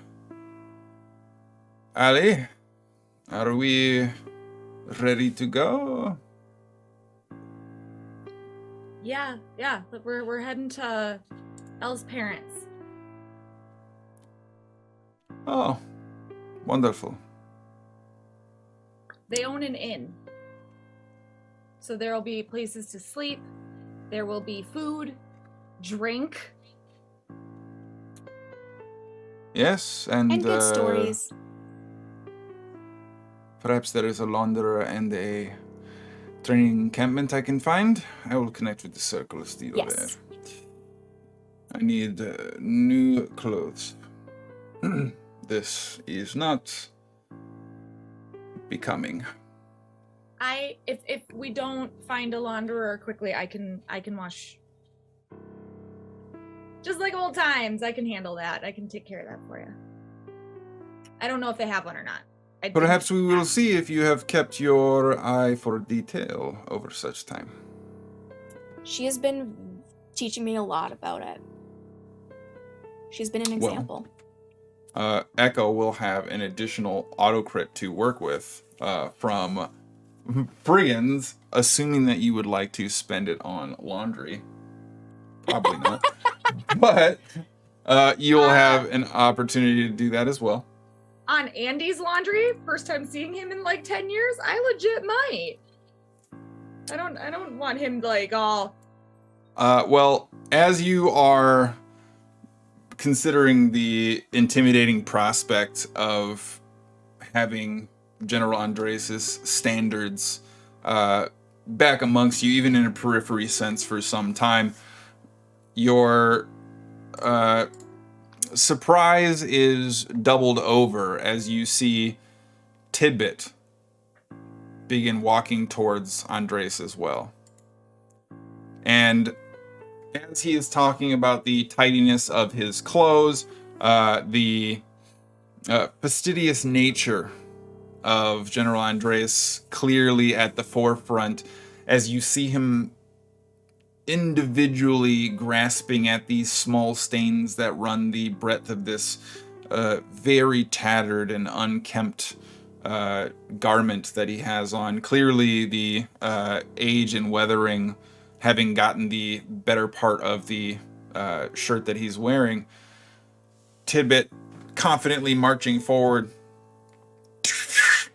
hands locking to his hips, implanting as this entire orchestrated affair, this concert of motion seems to have him rigid up like a cardboard poster of sorts. And then looking up at Andres. Andy. Always Tidbit, tidy, and follow. Orders. There's this twist that almost kind of looks like a bow. Perfect. Family. Someone like you. Tidbit quickly turns around and stares at you, Elle, and you see one of the eyes quick rotate and shut closed before opening back up again. This extremely vague passing semblance of a wink in Tidbit form. Andy looks at you, Echo, and then quickly over to Elle. Did he threaten me, or is this a soldier? He is. You just nodded your head yes. You did not confirm which of the two was. He's definitely not a threat. He definitely did not threaten you. So I think I like him. He could be he's a hero. Yes. I mean, you Tidbit, know how I hero. And immediately the legs telescope up as you see him rise into the air a little bit. I see. Andy, you know how I feel about stuff that involves the stone and the magics that came from it, and I like this construct. Well, as it happens, I find myself experiencing some new perspectives. Perhaps a matter for us to address tomorrow. So, young Miss Illyrial Siofra, You're not gonna call her out. I know you. I don't know why. Hands. Are we to transport I now? think we have to touch hands. Yeah. Why wait? As you What? wish. He reaches out, grabs your hand. Come, come, my new friends. Renaissar slowly ambles forward, grabs the prince, kind of pulls him into the circle, who seems not particularly happy to be headed that direction, and then continues to fold the circle in as Colt takes your hand, Echo, and moves you into the periphery as the circle closes in on itself. The collected mass of you all surrounded by arcane light as you are transported and teleported away. This large column bringing you to this darkened sky before landing on soft ground. The roadway of the familiar location to all of you. Perhaps the original destination where your journey first began, as you all eventually land with your feet in the sand, traveling to Kadesh. As you arrive, Renaissar takes a quick look around. All right, Elle, I need to borrow you for a sec. Before we get into your parents kicking your husband's ass or whatever, would you mind if we took a quick trip? No, where to? I gotta visit somebody real quick, but Echo, you want to join us when your people get a drink or something? Don't worry, Jenny. You can just stand there and look angry. You didn't want to drink before. And General Andreas's arms kind of cross in front of him, looking disappointed.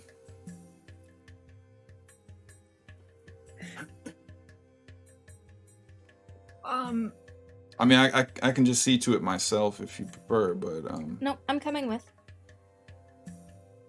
Yes, I will bring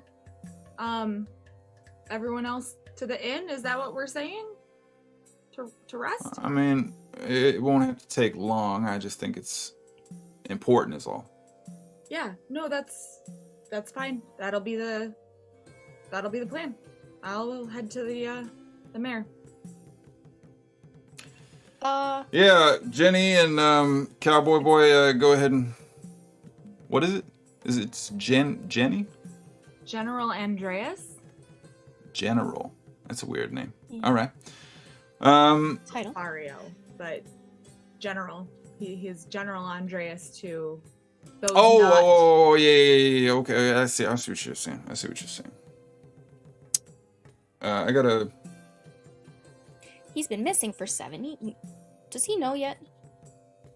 He didn't really believe me. He doesn't seem to know much of anything, so... Maybe we just don't worry. 7 years. Ish. Yeah, we'll get there. Just, can you make sure that they chill for a second here? This is already becoming a bit of a headache. Like, let's make this a little easier, yeah? Yep. I'll just... Okay, everyone, let's go to the mayor. I'll just wait here.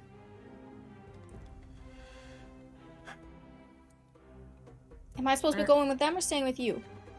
No, they're gonna take 90 years to talk to you and do all that stuff. Come on. Yeah. Use your Yeah, head. I'll stay with you. That's what I thought, but I got confused. So, Echo, you're greeted by the... Hello!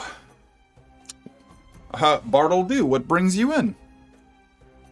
Bartle Doe. Hi, I'm a friend of Elle's. Oh! Wait a minute. 1, 2, 3. I swear some of you looked different. We did. She is just running an errand with Renaissar quick. I was tasked with Elle's back? She's not here yet. She's just finishing something up quick with Renaissar, so I was tasked with bringing everyone else here. Do you have some rooms for us? Oh, yeah. I mean, for Elle's friends, of course. Yeah, I mean, well, her mother is going to die of shock.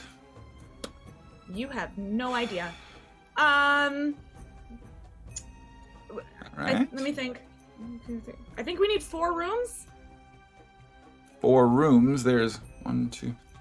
There's 4 of you here, and that's when he catches sight of Marcus, who's kind of walking around and has the royal insignia on him.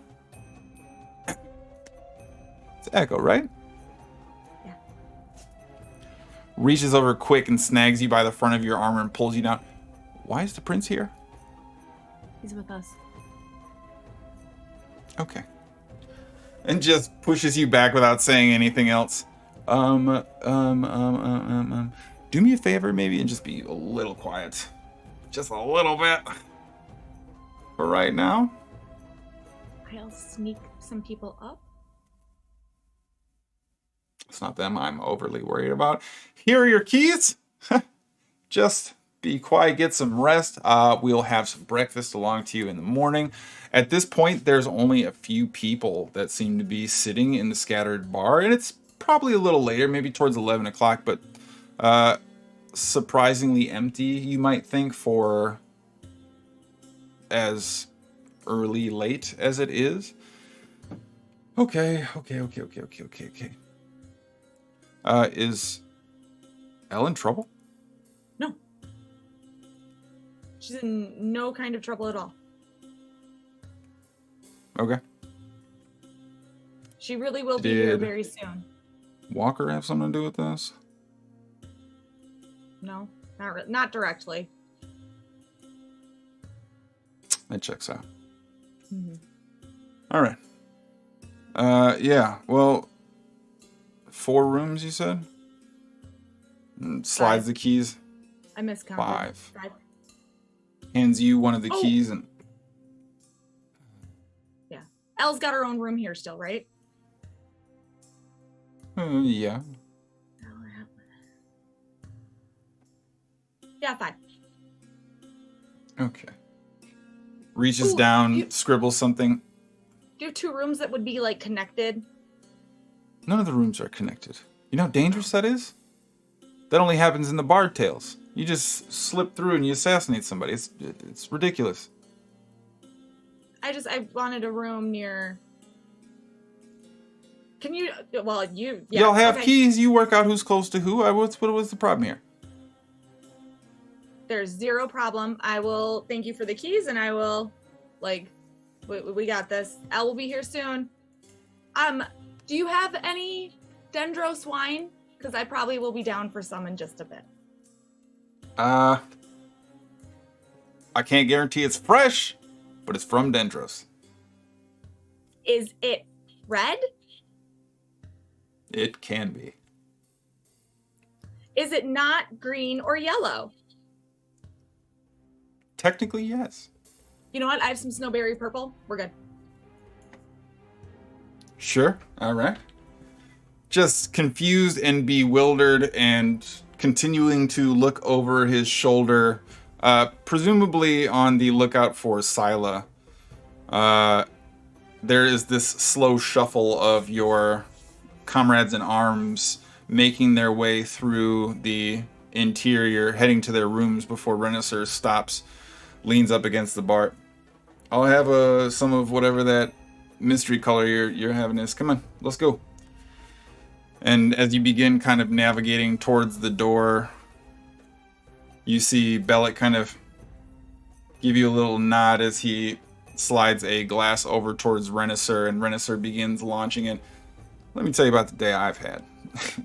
And just goes towards the a downhill slope of chopping it up with Bellic, who begins to fall in with it relatively quickly.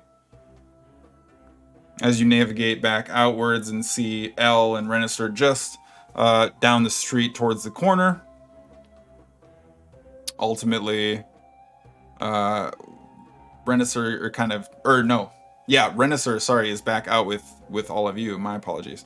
Tapping his foot impatiently, kind of waiting on you. Going through the process of trying to small talk a bit with Elle, but seemingly pressed, a little bit anxious and eager to some extent. And upon your return and arrival, all right, good. So are you both sure you? Yeah, whatever. Never mind. Come on. Let's Let's do go. this. Do you know what we're doing? No idea. But I am on board. All I right. have an inkling, but I can be wrong. I'm sure you possess the ability. All right, come on. And he begins navigating across town before bringing you to a bit of a ratty-looking tavern face. There is this clearly unkept, clearly run-down face of it. One of the windows that sits for the exterior from the interior to the outside has one of the panes of glass broken out that hasn't been replaced, and a great deal of sand covering the wooden walkway that leads inside. And as you see Renister's footprints pressed across the wood that creates this funnel of sand leading in towards the middle, takes a look around at the bar that doesn't have any torchlight or any interior illumination of any kind.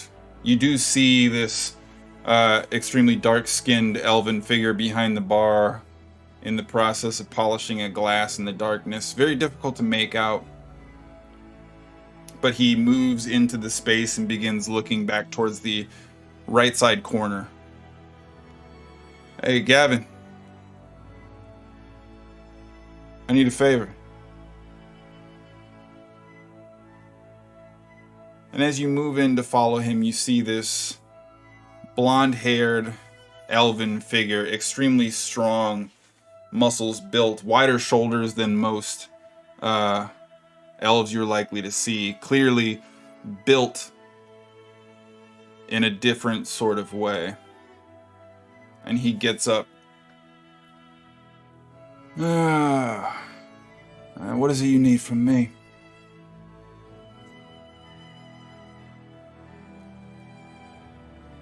I need the key. Do you? All right. But I told you. This was the last time. Renister gives him a quick nod. Yeah, I know. Last time. They with you? And this braided haired blonde elven figure looks back at the both of you.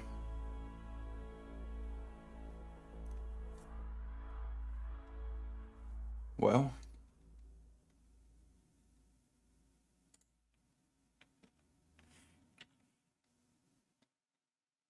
fuck are you doing in my bar then? With him. Ah, so look at that. Easy enough then.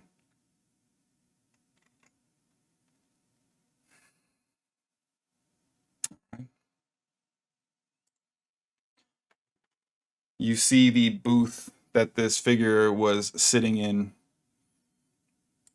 lift up from the ground, folding away as his massive form, probably a good 6'3", 6'4", and probably about twice the average weight of an elf lifts up this seated booth area. This way. And you see Gavin and Renisser both disappear down a staircase that folds into the ground. After navigating down and through, it opens into this much larger space that seems similarly run down. A large fighting ring off to the left that seems long since abandoned, as some of the wood and fence work is broken, tipped, or twisted.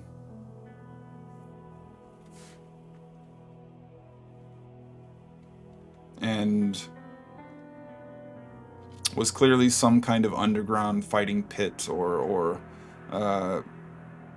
tight-quartered something or other some long time ago.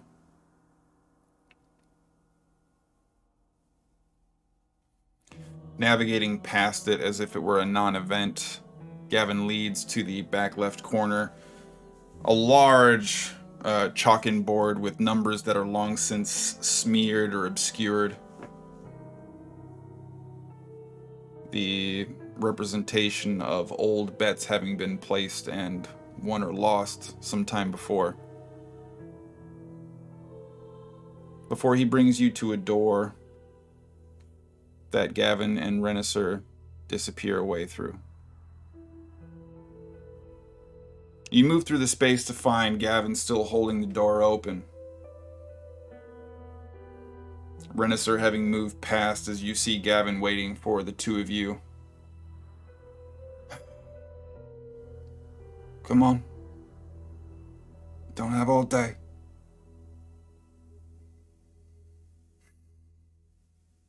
Annoyed at your presence and the obligation owed to Renisser. This room ultimately brings you to a series of lockers, chests, a number of display platforms where it appears as if some kind of belt is housed and held, covered by display glass that now has a thick layer of dust over it. Renisser begins poking at some of the lockers before ultimately jiggling one that seems to do the trick. There it is. Jams open the door and begins pulling this small section of lockers away that reveals this tunnel downwards. I appreciate it, Gavin. Still holding the door. Yeah, go fuck yourself.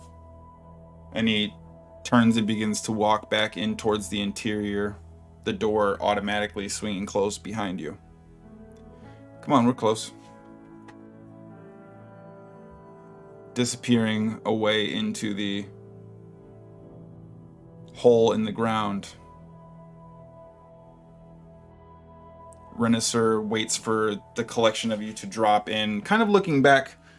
I don't really see very well, so bear with me here. It might be a little slow. I can see. Do you need me to help? To a point. Probably best I stay in front for just another second. Do you want torchlight? You're in a very small tunnel. So it's probably only about 4 or so feet tall, and you're having to kind of crouch in this impromptu dug tunnel. Probably not in here. Like I said, it's not That's far. fair. Okay. Just stay close, yeah?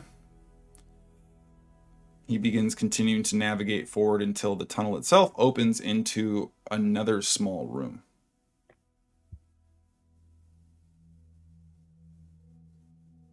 You see him quickly click something at the edge of where this tunnel lets out, spinning a large ring disc around the exit, and you hear this disengaging mechanism kick in.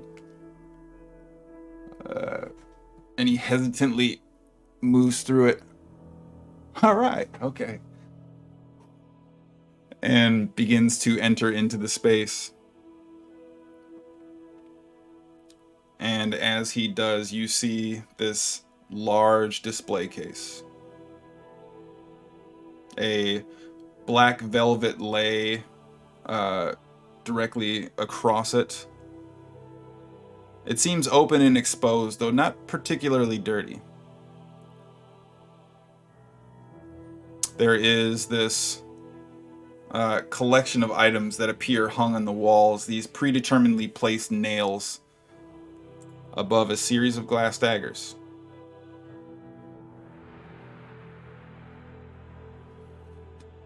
All right. This is it.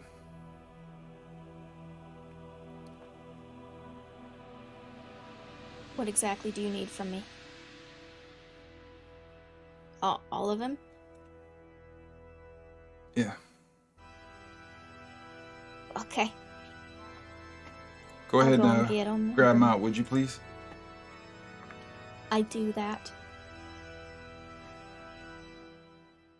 As gently as I can, and I let out Max as well. Okay. This So small it's kinda white like dog. having the original. Yeah. This small white dog now kind of running around the space, confusing Renisser, but you see Renisser reach down, unsheath Marith's dagger, step over to the display case and set his dagger inside of it. This is a place of remembrance for our kind.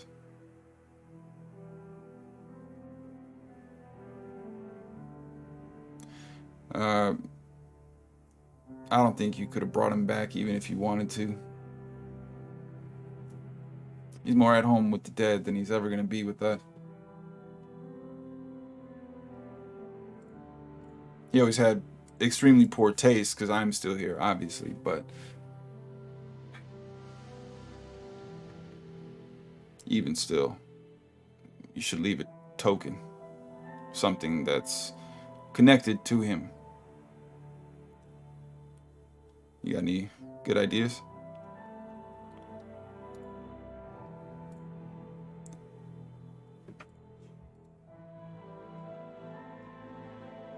There's his hand axe and...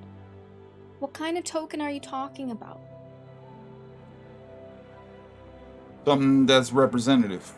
And he points back towards the wall where you're seeing this collection of what appears to be a small holster, something in the vein of a pair of goggles, all personal items of note from the individuals involved, it seems.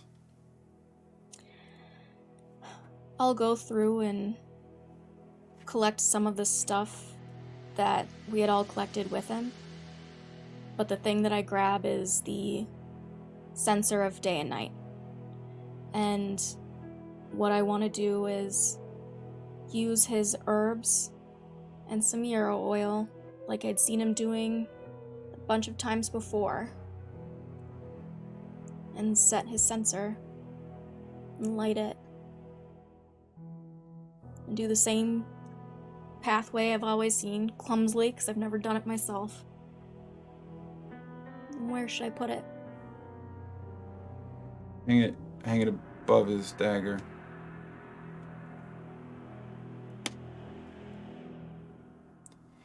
Be a good way to make sure he finds his way back.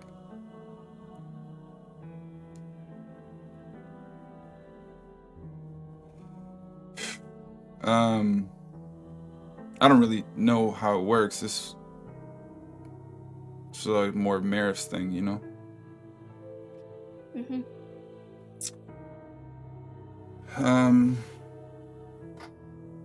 He's now looking down at Marith's body and kind of growing a little bit uneasy. And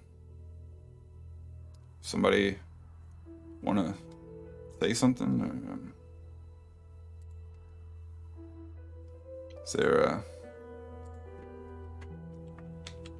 somebody have like some fancy stuff? I'll take out the wand that was his, that earlier today he used to marry me and my new honey bunny. And a crumpled note. And in a very different feeling, which god gives the gift of rot and decay? Is it a gift from the sun? Is it the will of the fungus that need only a pinhole to emerge? Is it a gift from the fallen tree? And I'll cast funeral rites with the wand.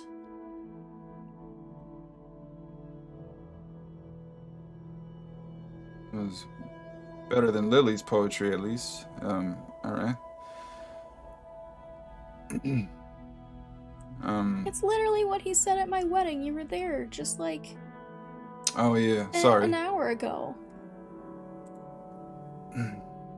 He's always a bit of a odd duck, but He's my favorite. Echo, is there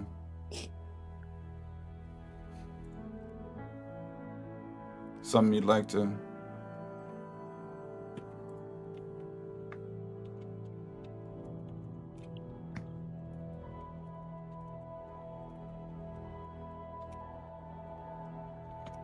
Not. I'll just. Meredith, we'll make sure we'll make sure to take care of those that you cared for. And I can't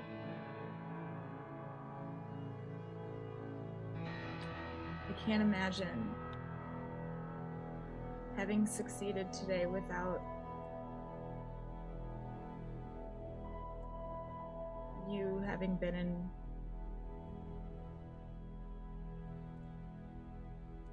I'm grateful that our paths crossed.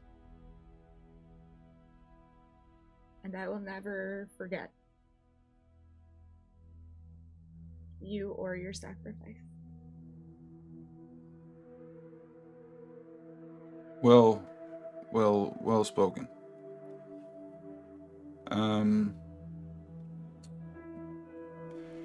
Meredith was many things to many people.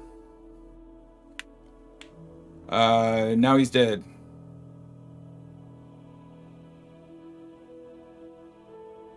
So he's now he's the same thing to all of those people.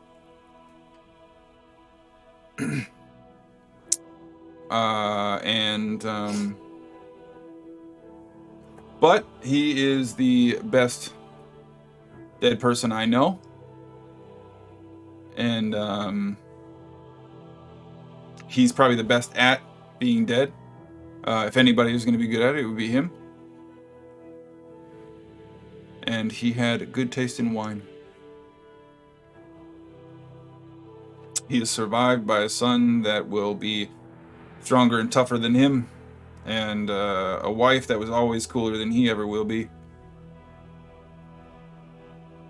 and a friend who will miss him terribly.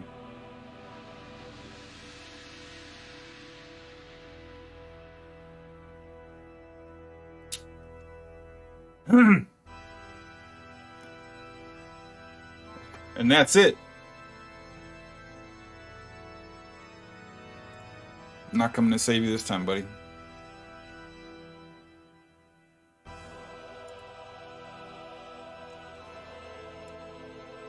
You see Renisser bend down near Meredith, crossing his hands on his chest, takes off the circle of steel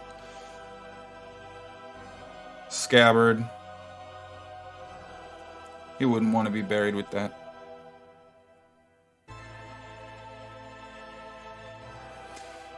Reaches into Meredith's little component pouch, grabs some ash, begins to spread it just above his eyebrows.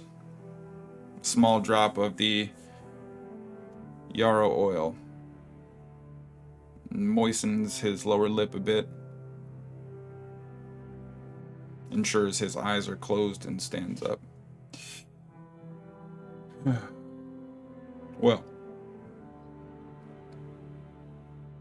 enough time spent with the dead if we want to presume to convince ourselves we're among the living.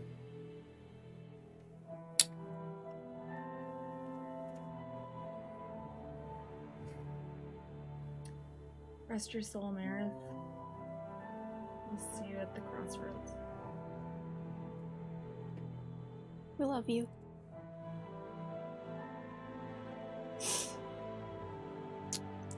As you begin navigating back away, Renaissar allowing you the first path out before stopping and looking back.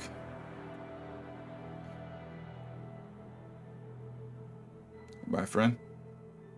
I'll see you soon. And turns to follow the rest of you.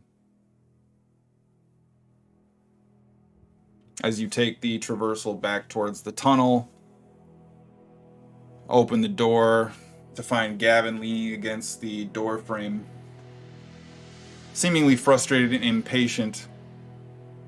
Well, we're square.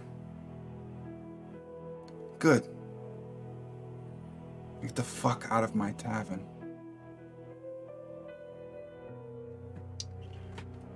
Renaissar starts taking those small half steps, walking backwards as you see him stare at Gavin. Your service fulfilled, asshole. And turns and begins to continue out the door.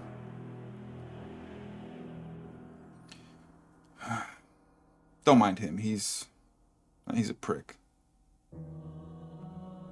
But Meredith could be a prick too. I like him. It's all a matter of circumstance, you know? Anyway. Maybe. I'm sure my parents know about him.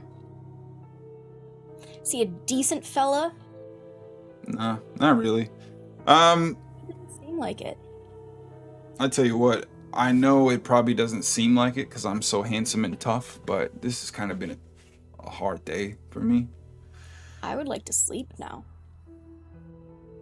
I would like a drink. Yeah. Drinks and sleep, maybe.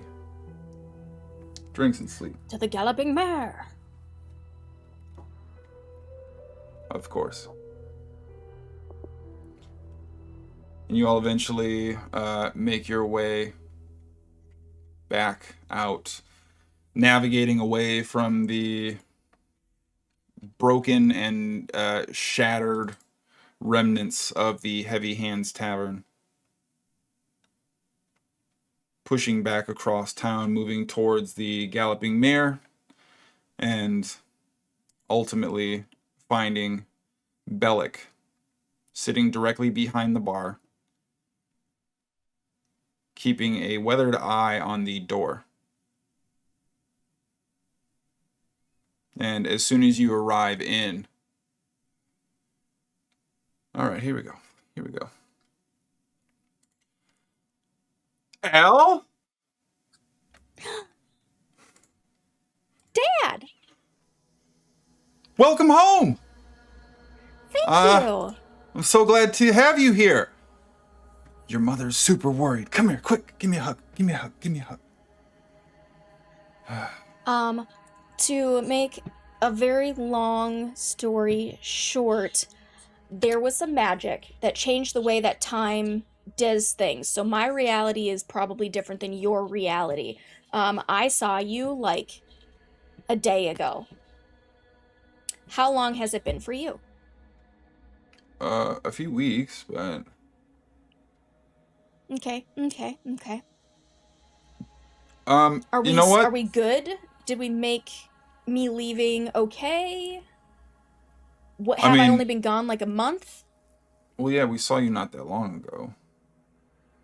Okay. I mean, your mom's still not happy about it, but, you know, she's overprotective. Look, just... We did lose somebody. They died.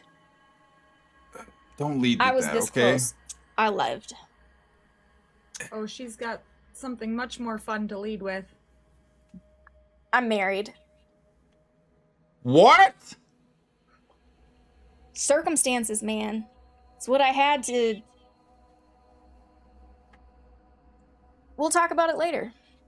Al, I've seen your mother destroy 10 warriors. Why do you think I'm telling you without I saw her here? kill a lich. This is going to kill her. This is more powerful than a lich. That's the news you're bringing to the table right now, Illyriel. Do you understand? Okay, would she have preferred I died? Or would she have preferred a marriage of circumstance? Well, I told you. Look, I used to be engaged once. Okay, I know how this kind of stuff works. I know. Okay. All right. Here's what we're gonna you. do. Yeah. Mm-hmm. So. Wait a minute. You. And points directly at you, Echo. How many rooms did you say? And who is staying in those rooms? The tall, angry one? The short, fancy one? Is the tall, angry one Andy? I didn't get his name. General Andreas? Right, the one in Circle of Steel Guard? Yeah. Yep, he was that's wearing Andy. garbage clothes, but General Andreas, who we saved from being disappeared for like 7-ish years. I don't know, time is weird here. Prince Marcus Arundel. Atlas, Siofra. And then we've got Renisser here. And then Echo and I. And Colt, Echo's husband. okay. I tell you what, Al. Need you to do me just the biggest favor, if possible. Yes. Can you maybe wait until morning to see your mother? I think I might need a little opportunity to sort of work on her and me. To clarify, you said you are married, correct? Mm-hmm. Done deal. To the,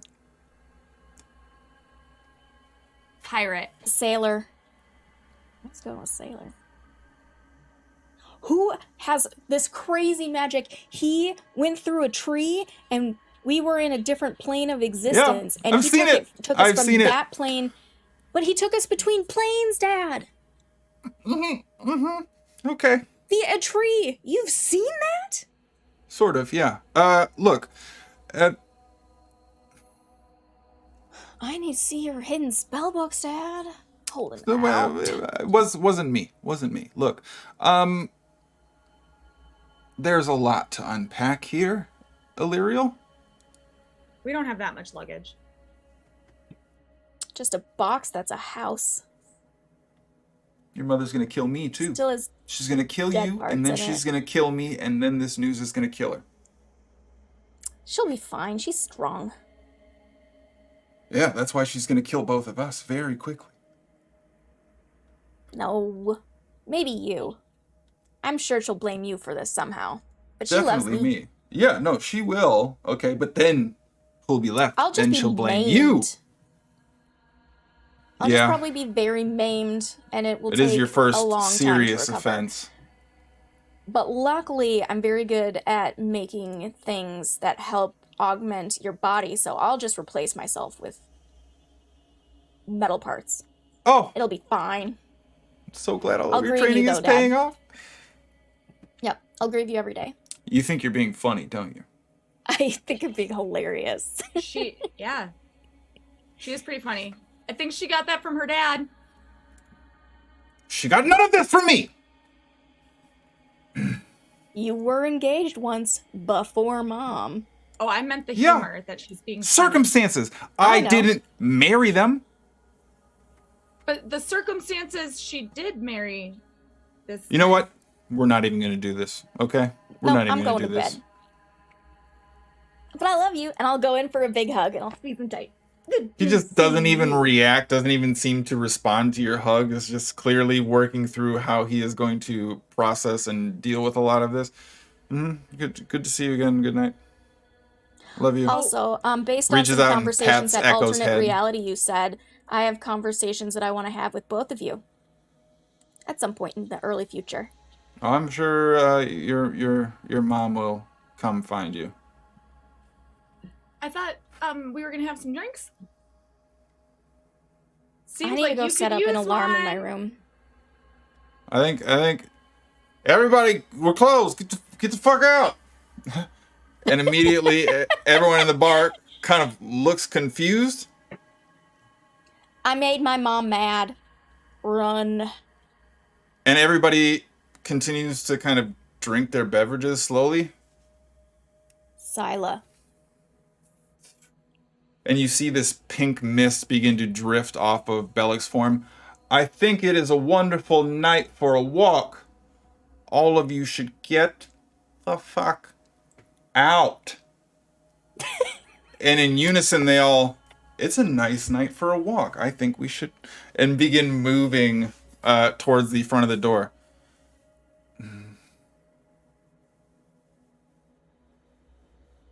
I don't know what I'm going to do. That's fine. We'll work it out. You could always teleport far away, because she can't do that, right? And then I'll deal with her. I'll survive. And then you can come back with, like, something. You know what? I'll develop shiny a and plan. sharp. I'll develop a plan. It's fine. Okay. Night, Papa. For right now, I think I need to go upstairs and lay some groundwork. Your mom's going to be up early, so... Mm-hmm. Yeah, just everybody, let's get some rest, and we'll do the catching up drinking thing tomorrow. Here, take this, and just hands a random bottle that he snatched from behind the bar without looking at it, and places it on the counter before slowly walking towards the back of the tavern before disappearing up the spiral staircase near where the automated horse on the wall is continuing in this galloping animation. Mm-hmm. Renisser looks at you for a brief moment as you both lean up against the bar.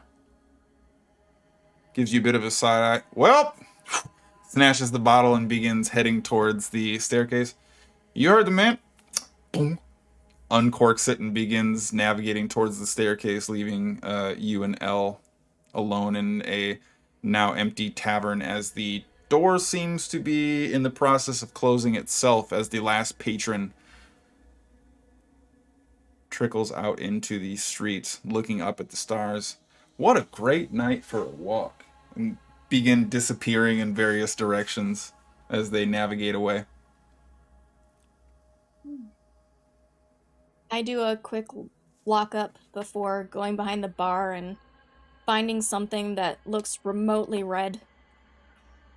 If I can. Sure. I pour a glass for Echo and a much smaller glass for myself. To the last of us who remember the old timeline. Yeah. To our guys.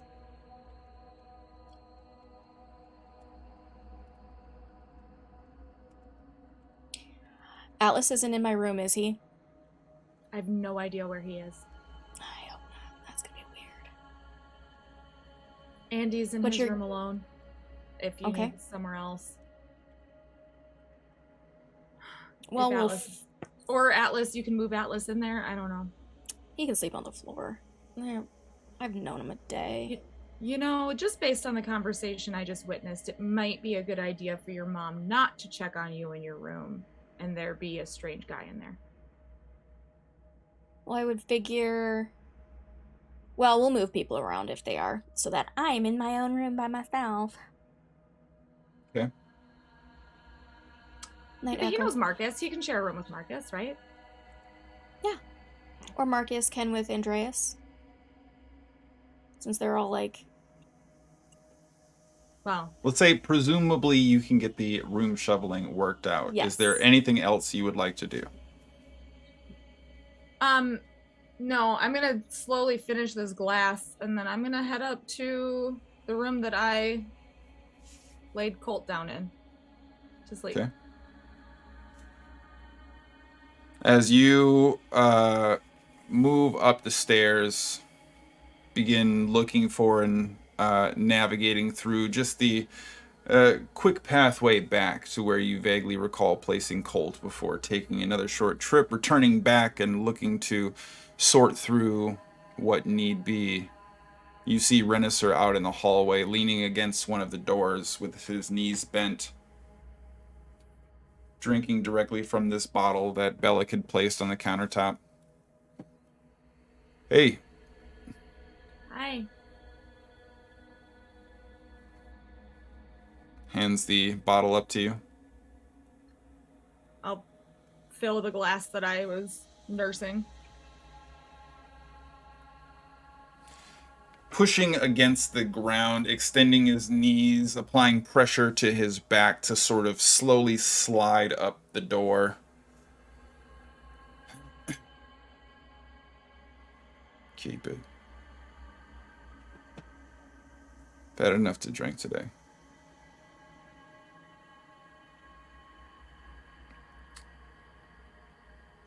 Same, but yeah. Marith always says you can run from death all you want, but it never gets tired. That is true. It's gonna catch us all someday. Been chasing me my whole life. And I think that's what just caught up with Marith.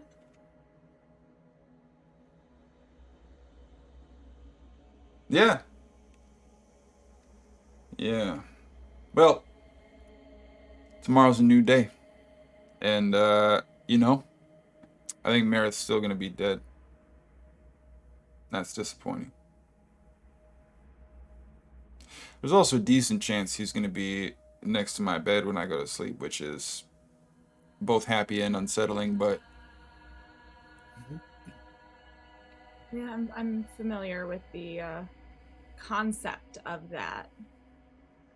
Yeah. When you lean on and you rely on somebody, you know, there's a bond that forms in that moment that brings you close to death, and we've spent a lot of time there, you know. Yeah.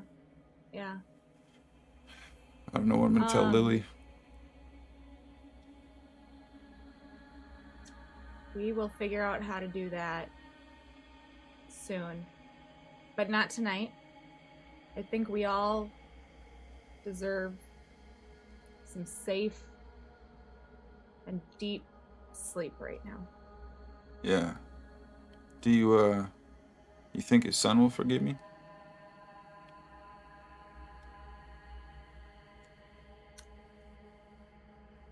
I don't think that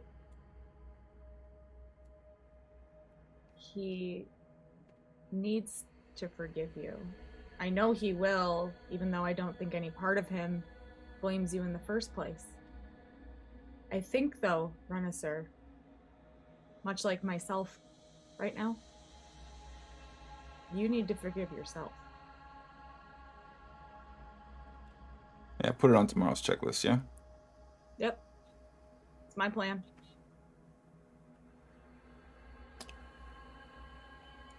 Good night.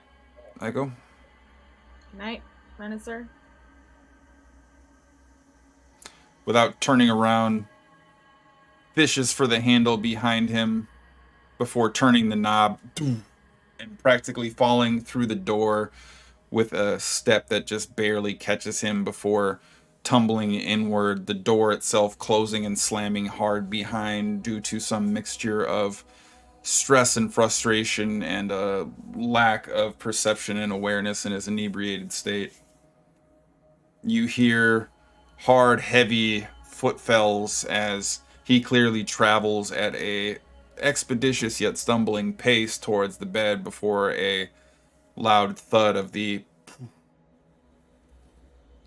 plinthing grace of Renisser crashing into the mattress. And then a silence and stillness before you're able to take your leave. Navigate in to find Colt's hands on his various wounds that are still in the process of recovering. Some cloth and water nearby. Clearly was in the process of trying to tighten his form up and clean up some of his wounds and things of that nature. But is already asleep on the bed.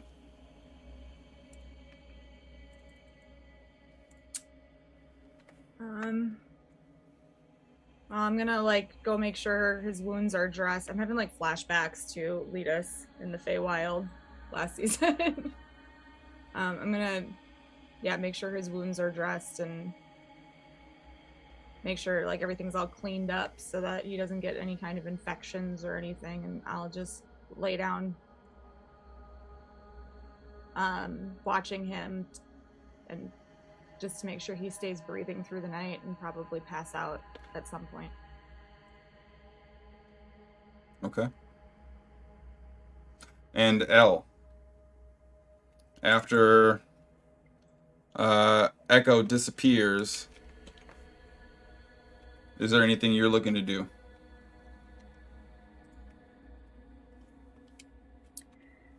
I'm gonna make my way to my room, see if there's anything different about it.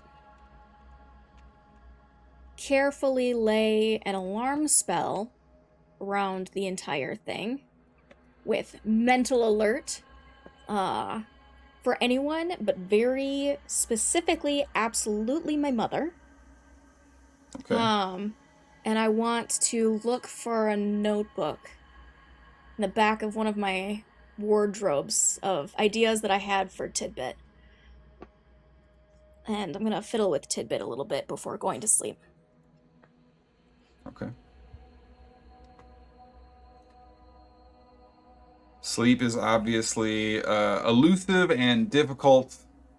There is this growing weight and tension with each passing moment, but it does eventually come, and as you can all hear Renisser sleeping through the stable yet thin enough walls in the area,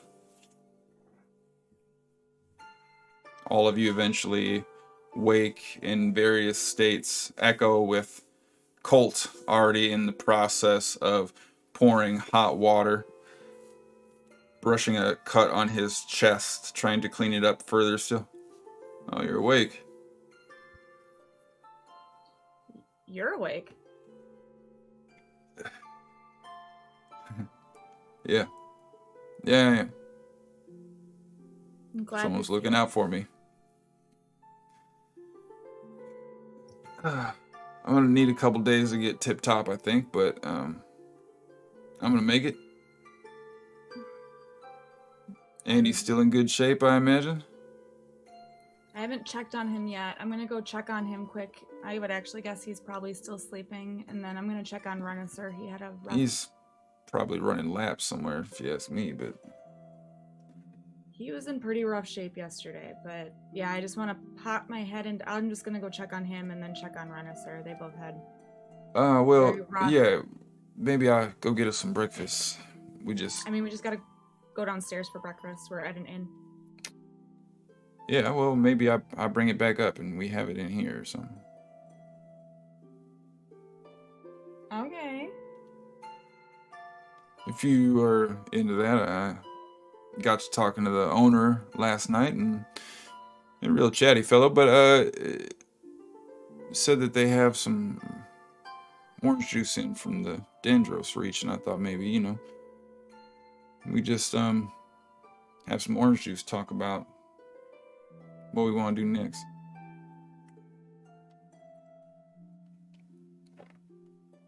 Colt, Lupicalos. I would love to do that. All right. Orange juice and love it is. I'll go ahead and get a head start on that. Maybe don't be too long with your visits, yeah? No, yeah. Just like I said, I assume Andy's asleep, and then I just want to see if Renisser's still passed out because he drank quite a bit, or just where is he? I heard him stumbling around at one point. I think last night woke me up with quite a start, but then it went quiet again. So Yeah, exactly. yeah, exactly. Well, yeah. Leans in and gives you a kiss on the cheek. All right. Well, I'll just darling. Heads to the door and begins navigating down the stairs. There's probably about 30 or so seconds that go by as you're left to process before you see him come back in. It's been a while. Sorry. I forgot my shirt. And reaches over and actually begins kind of getting dressed, and you realize now that he left barefoot with no shirt on, this large semi-temperate sling that he had kind of developed. You know, my natural state. It's not important.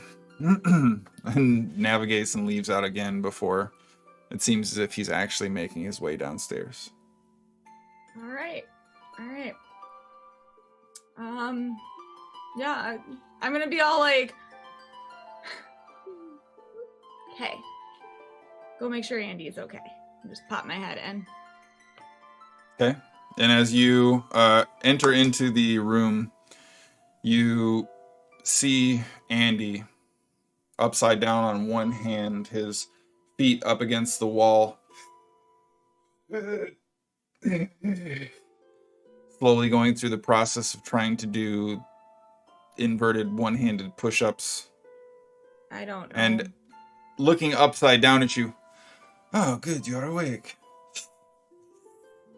I don't know Continuing why I to anything different. go on. When you're done with your workout. His feet kick down and he stands up. I'm a little out of practice, but will you be ready in 40 minutes to begin training? I thought maybe we could take the day off and catch up. Oh, this is catch up, Allie. Do I not look older to you than like the last time you saw me? I would not presume to speak of a woman's age in her presence, no less. What do you think me, Allie? Clearly, you have been away too long. One of us sure has. The last time I saw you that I can remember, I was 15.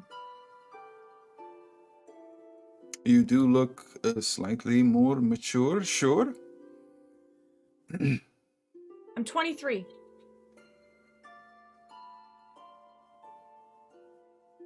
I've been gone for 8 years.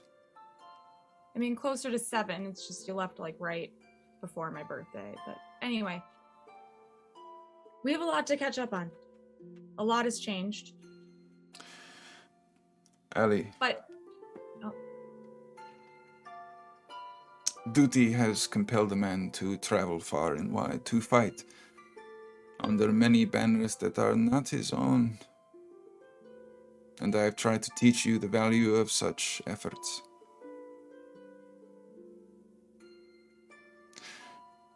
It seems as if you have picked up many lessons of your own, and they have made you strong. I'm sorry I was not there for you. gave me a great foundation.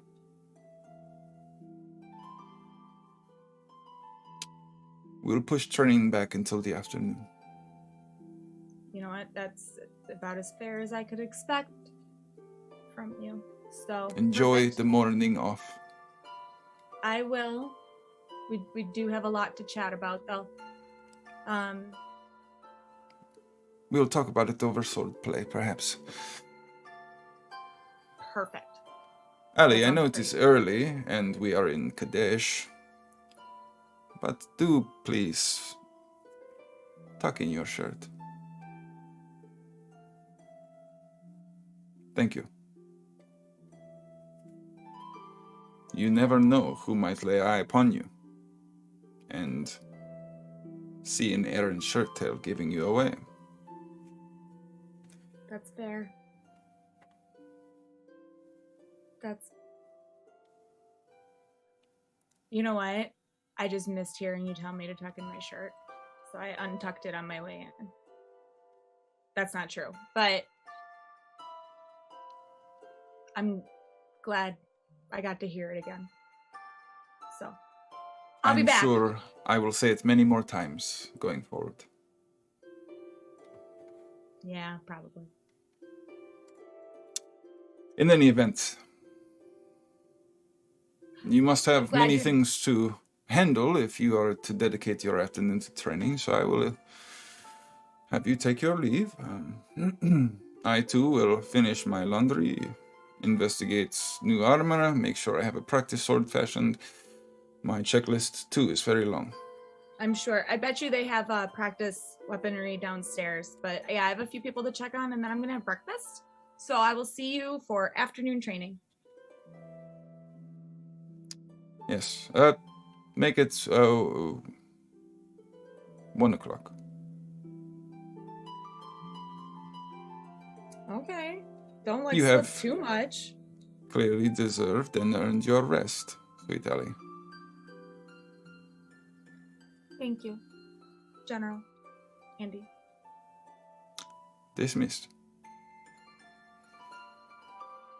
And I'll like turn on my heel and walk out and head over to check on And- Renacer. He begins to navigate back towards the wall, seemingly to finish his regiment, but before he goes through the process of getting into his handstand, he stops and you hear that same hard pivot as his body whips back around. Ellie? Alethea? Turn on my heel again. Sir. Thank you for saving me. I am proud of what you have become, and I love you very much. Thank you, sir. I learned from the best and would never have left you behind. You were clearly taught well. I was. Now, get your unkempt, disheveled armor out of my sight and tighten it right away. Of course. And he quickly flips to kick his heels against the wall and resume. 47, 48, 49. Love you, Andy. And I'll go check on Rennie. Okay. You bang on the door and there's no immediate response. Bang on the door and you now hear this tumbling and things clearly being knocked over or scrambled as Renacer sort of stumbles to his feet. But you do ultimately hear Renacer kind of coming. Whew. Flips open the door, stands there I know from you're what? hungover. Come on.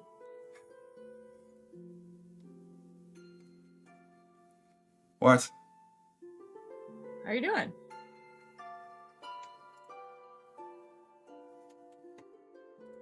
How is Renacer doing? Renacer's doing good. He's got bags under his eyes. He drooled on his hair a little bit. Yeah. He smells very, very bad. He needs a bath. He smells like dirt and iron and sweat. And he slept in yesterday's armor. Yeah. Is it potatoes time or what? Potatoes? It's breakfast. Yeah, you don't eat potatoes for breakfast? Where do you get all your... I eat whatever they serve me for breakfast, but I'm gonna have some OJ and I'm gonna prestidigitation the drool in his hair. Oh, Just thanks. Yeah. It was a little crispy. Well, we did you more than drink quite a bit. Well, yeah, that's what I usually do. Are you Are you okay? Surprisingly. What about you? Yeah, fuck it. What kind of bullshit are we doing? I have the morning off, according to Andy, but training starts right after. I don't know what we're So training. is he your for right boss? Is he your boss or your dad? now. Technically, he's Or the dad. not? I don't care. He's your dad. Mhm. Technically, like not by blood, Oh, but I get that. Okay. What kind of training are you doing? swordplay. Shit, count me out. I did enough of that shit yesterday. True. Tomorrow we could do that if it was a requirement for me to do it to be a part of your group. I don't think it's a requirement. Just, I mean, if you want to be a part of Andy's group, it's definitely a requirement. But like, not just to be part of the group. But we don't get along, me and Andy. you know what? No part of me. Right away, I knew we didn't get along. Yeah, no part of me thinks that you two will get along. Like, Yeah. You're like the favorite Renaissance that I've met, and like that's like my dad, and I love you both insanely, but like there is no part of me that thinks that's nice. But yeah, there's no part of me that thinks that you two would be in the same like hanging out without me around type of thing. That's good. Listen, I'm going to teach you a lesson right now. Don't spend time. Wait, how does it go? Don't waste effort. No, I don't get it. I don't remember what it is. But anybody that you don't like, fuck them. Don't hang out with them. But I do it. Like, don't waste your time. But I do like him. Yeah, you like him. But that's a note for me. We don't get along. I'm not going to spend my time on him. No offense to you or your dad. No. Just it's not going to work out. I think if anyone, you're going to get along with Cole. But that is to come later as well. How big of a cop is that guy? How big of a cop is Colt? Colt?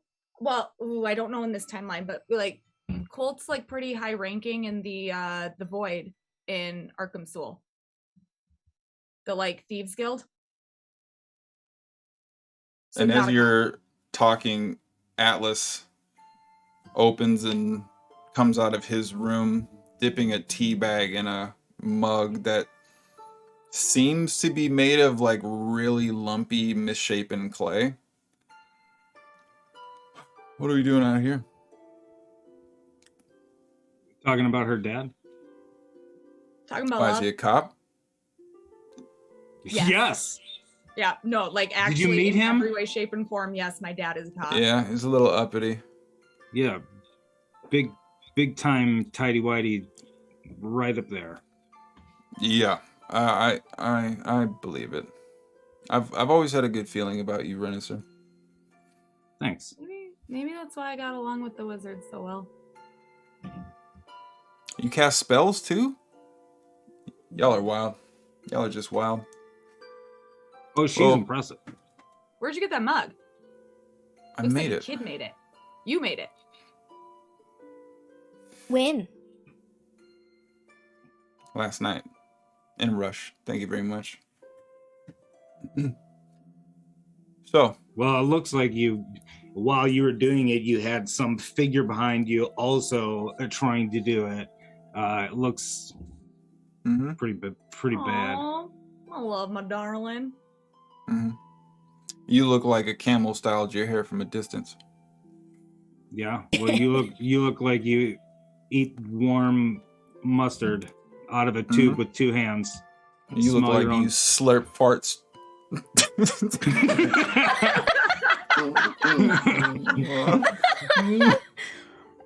Okay, I do. I'm Your so glad mom's. Deej broke first on that one. Don't kink shame. And King shame. with the newly assembled collection of heroic ne'er-do-wells kicking about and preparing for a breakfast where they drink OJ, talk about love, continue hiding and or harassing their cop counterpart, and in some new combination. And for the first time, the last one you would expect among them likely dealing with life-threatening anger from a rogue assassin in the near future. That's where we're going to leave it this week.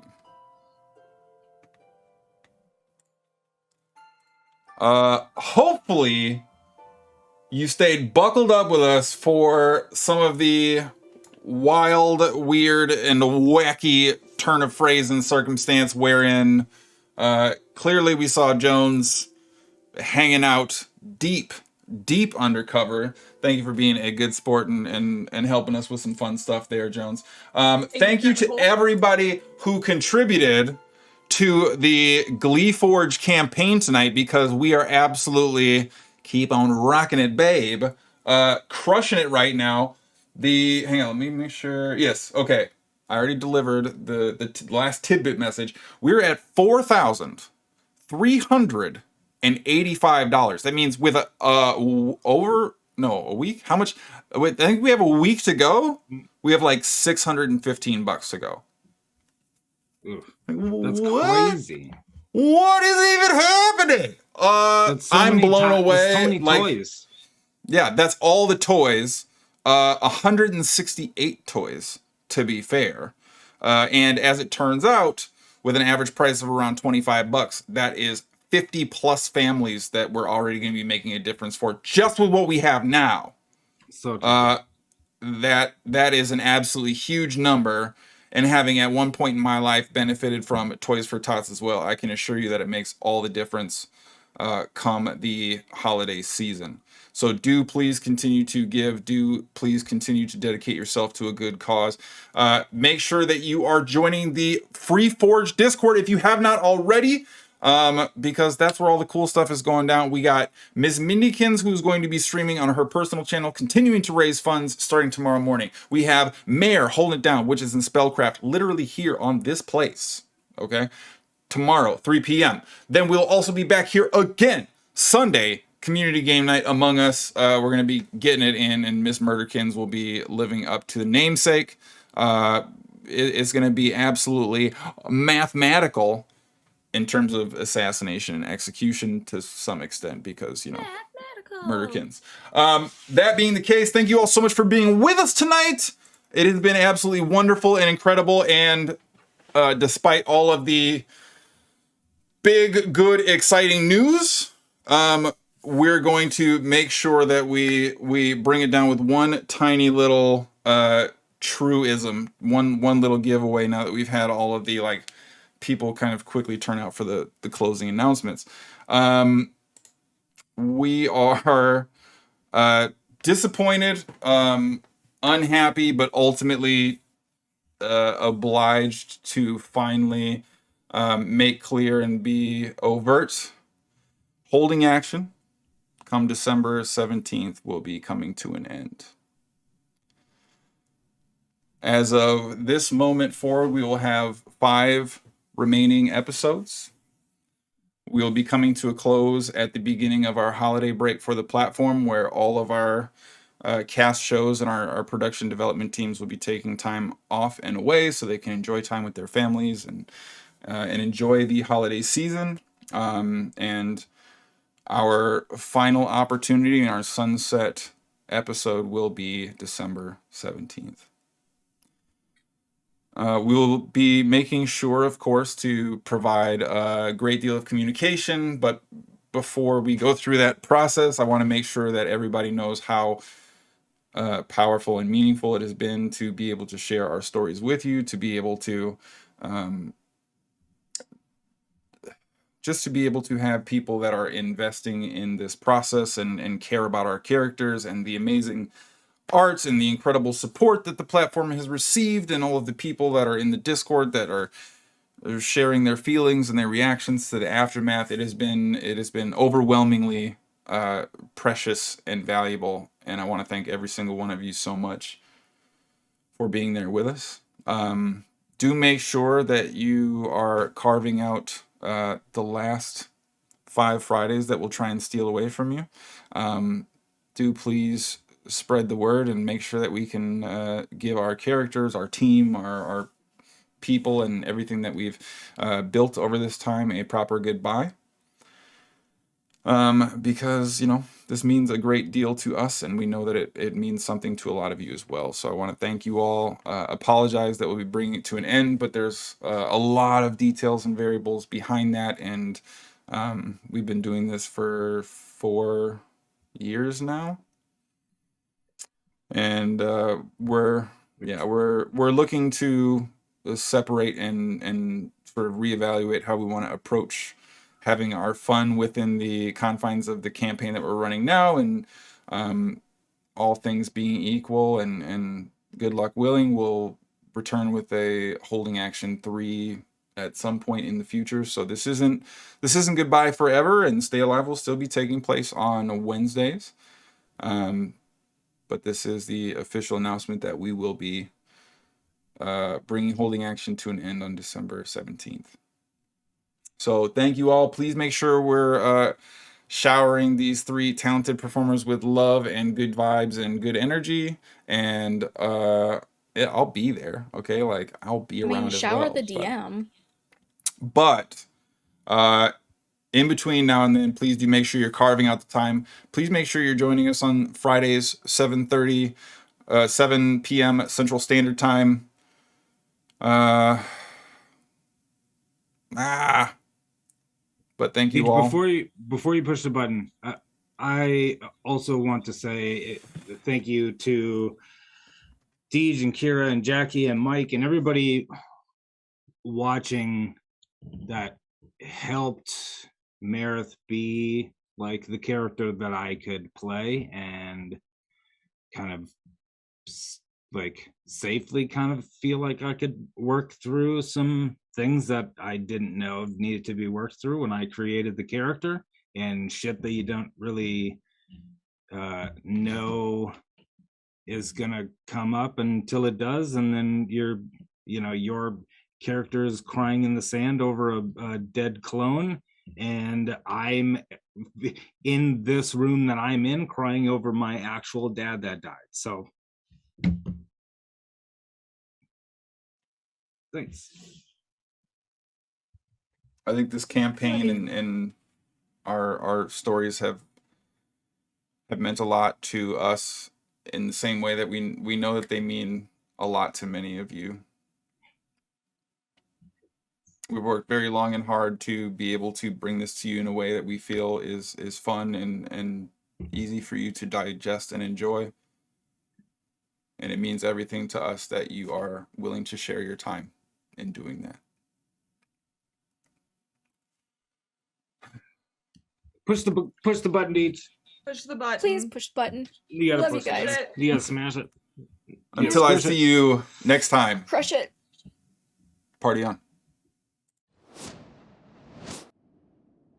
You look like a camel styled your hair from a distance. Yeah. Well, you look like you eat warm mustard out of a tube with 2 hands. You look like you slurp farts.